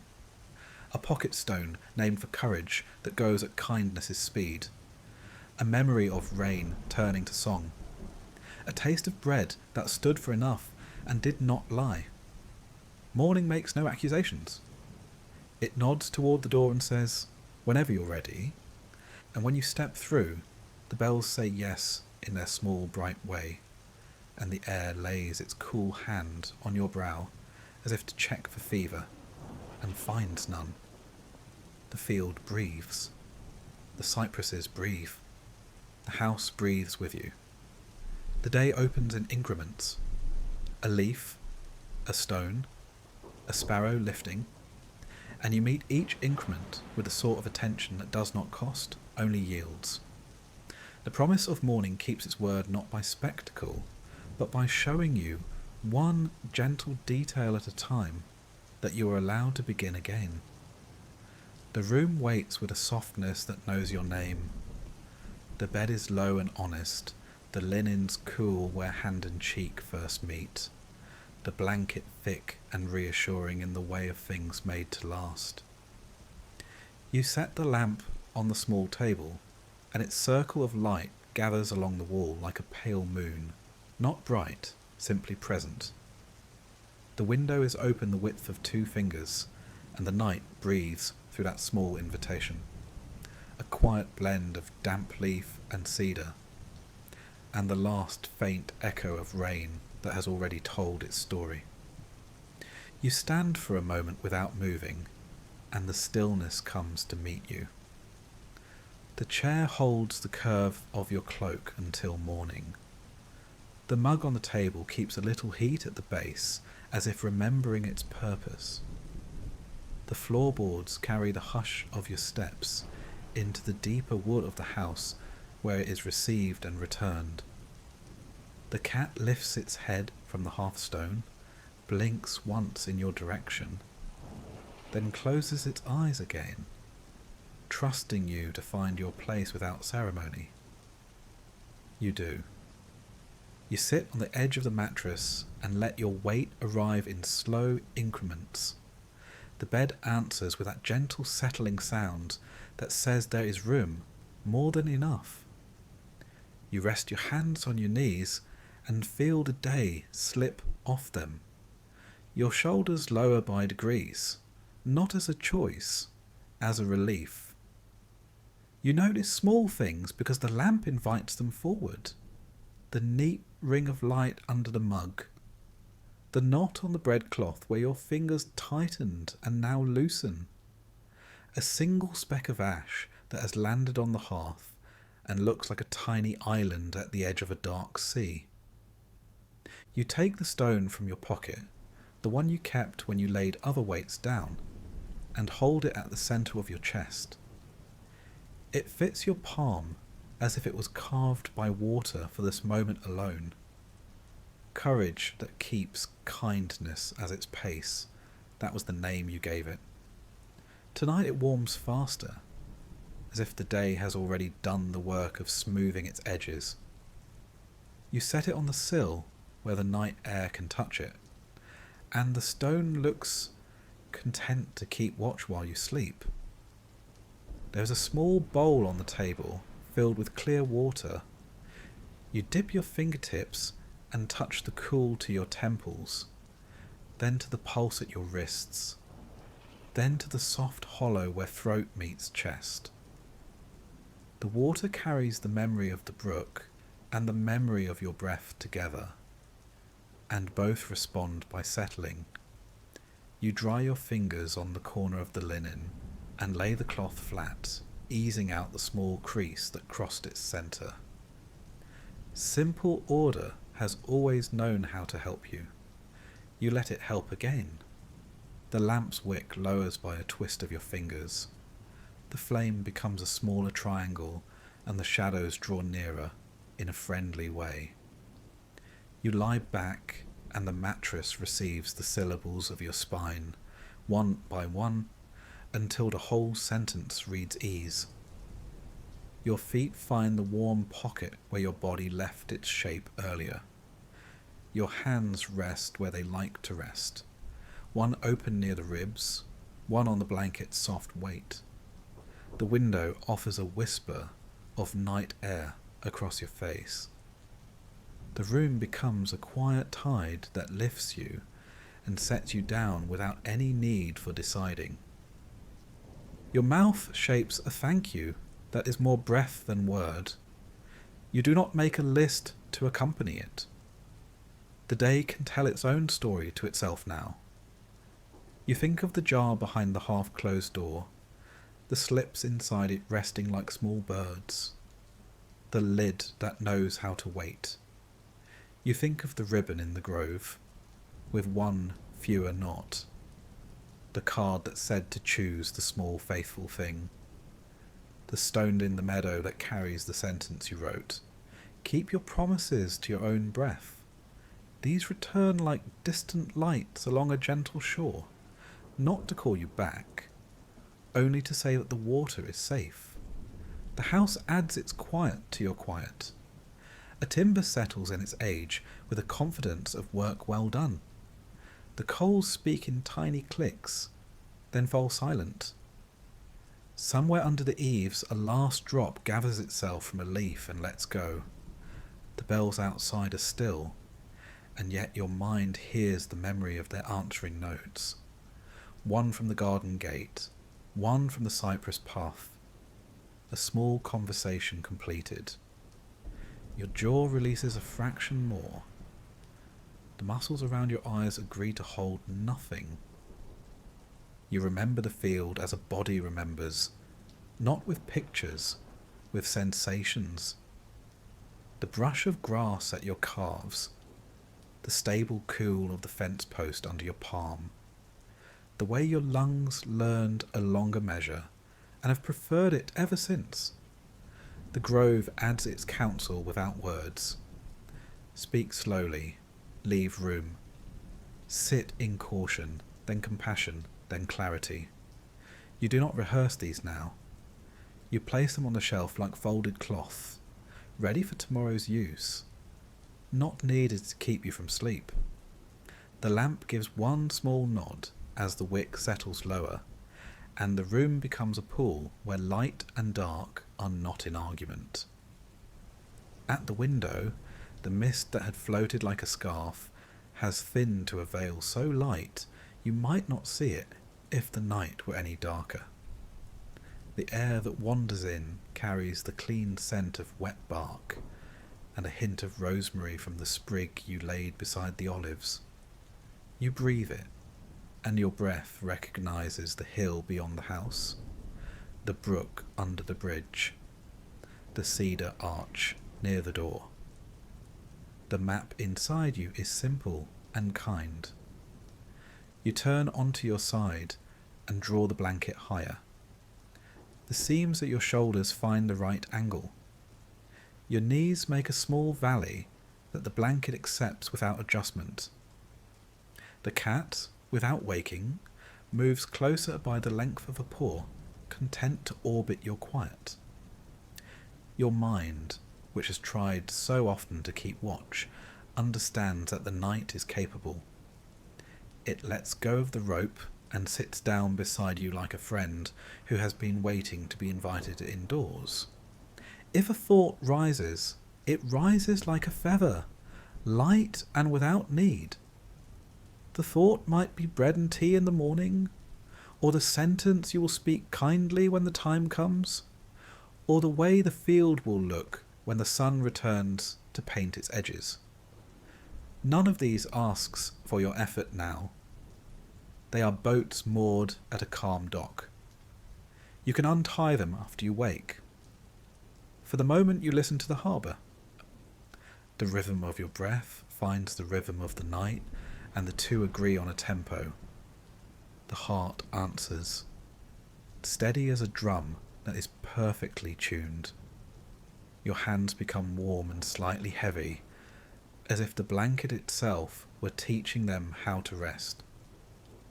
The last muscles surrender their small vigil, the ones along the sides of your neck, the pair near your shoulder blades, the ones that try to keep your ribs from rising as much as they long to rise. Each lets go at its own pace. You do not manage this. You allow it. A faint line of light along the ceiling shows where the lamp's heart still glows. You lower the wick another breath, and it becomes a star you can carry with your eyes closed. You do close them, and behind your eyelids you see the shape of the path the lamp once showed at your feet. 3 steps and then 3 more, always enough. That memory settles into your chest where the stone rested earlier. Guidance without insistence, company without noise. You picture the jar one last time, not to open it, simply to imagine its cool circle under your palm. You picture the slips inside as leaves that will decompose into soil that grows something you cannot name yet. You picture the not yet tag hanging from the handle, and you accept that some things ripen out of sight. The acceptance is not a discipline. It is a tenderness you offer to yourself as you would to a small tree that has not learned winter yet. You touch your sternum lightly with 2 fingers, the way you did before, and say again, with no urgency, I forgive you. The words go where they are most needed and find their own work. The world beyond your window does what it always does. It continues. A fox steps along the hedge and pauses. A bead of water abandons the tip of a cypress and falls. A moth decides the lamp has nothing more to teach it and retreats. A far owl speaks once into the wide dark, and is answered from a distance that keeps both safe. None of this requires you to watch. Knowing it is enough is the blessing that spreads across your face like warmth. Sleep comes as if it has been listening at the door and has been given the word to enter. It does not rush or lecture. It takes your hand and lays it where it belongs. It straightens the blanket by a finger's width. It closes the book on the table that you did not mean to open. It extinguishes the lamp with a softness that leaves a single line of afterglow along the glass. It turns down the lid of the jar that had already been closed. It leaves the window as it is, just enough to let the air keep moving in its quiet task. Your last clear breath carries a small prayer that does not need to be named. It is a simple hope that those who need rest will find a door that stands open, that those who need counsel will hear bells that do not frighten, that those who need courage will feel the warmth of a small stone under their thumb. You include yourself in that hope without hesitation. Then the prayer puts its head down beside you and sleeps too, because even prayers need to rest to keep their shape. The room takes over the work of watching. The mantle keeps a tally of the embers without counting. The chair remembers the curve of your back and waits. The table holds the place for a plate and a mug and does not hurry the clock. The house breathes, and with every slow exchange, the air grows kinder. The night continues its long practice of making morning from darkness, not by argument, by patience. Somewhere deep, the brook keeps telling its fluent story, and in your dreams the story becomes a language you know without study. You walk again for a time, but the walking is weightless and full of understanding, as if the path were passing under you to say good work, good rest. The field appears with its long whisper, the grove with its tall hush, the oak with its reliable spine. None of them asks you to leave this bed to visit. They come into the room and make a circle of protection that no door has to lock. In that circle, your body remembers how very old and how very new it is, ancient as water, fresh as first light. Every cell rehearses its humble genius, trading what is needed, letting go of what is not, doing what is simple and right. Your dreams tidy themselves without your supervision. They gather the dust of the day and carry it away. They open a few windows that were stuck, and then close them with care. They rearrange a chair by a half-inch, so morning finds the room just a little truer. Toward dawn, when light is still only a rumour along the low horizon, a breeze finds the sill and crosses your pillow like a slow hand. It smells like fresh wood, and a hint of rosemary in the edge of wet stone. You shift in sleep, not waking, and your face takes on the calm of someone who has been forgiven, by others where possible and by themselves where necessary. Your breath rises and falls with the field again. Your heart keeps time with the brook. Your bones rest with the certainty of stones in a wall that will not be moved by a seasonal storm. When morning finally decides to speak, it does so gently, and it is then that your rest gives its benediction back to the world. The blessing is not an utterance. It is the simple fact of a body deeply rested, a mind that can choose kind words, a pair of hands ready to lift and set down with care. Sleep has not solved everything. It has made room for wisdom to stand where fear once stood, and for mercy to take the chair where stubbornness once sat stiff. You do not rush to claim this. You let the last of the night finish its work. For a few more breaths, you remain in the sanctuary of not yet, the place that is neither dream nor waking, and you are held easily. Then you open your eyes to the thin light and see the little world exactly as you left it and a fraction dearer. The stone on the sill waits, the jar waits, the chair, the table, the cat, the window, the lamp with its lampish patience, all wait and welcome. You draw the blanket closer for one last slow inhale, then you let it go, and the room receives the exhale like an amen that needs no words.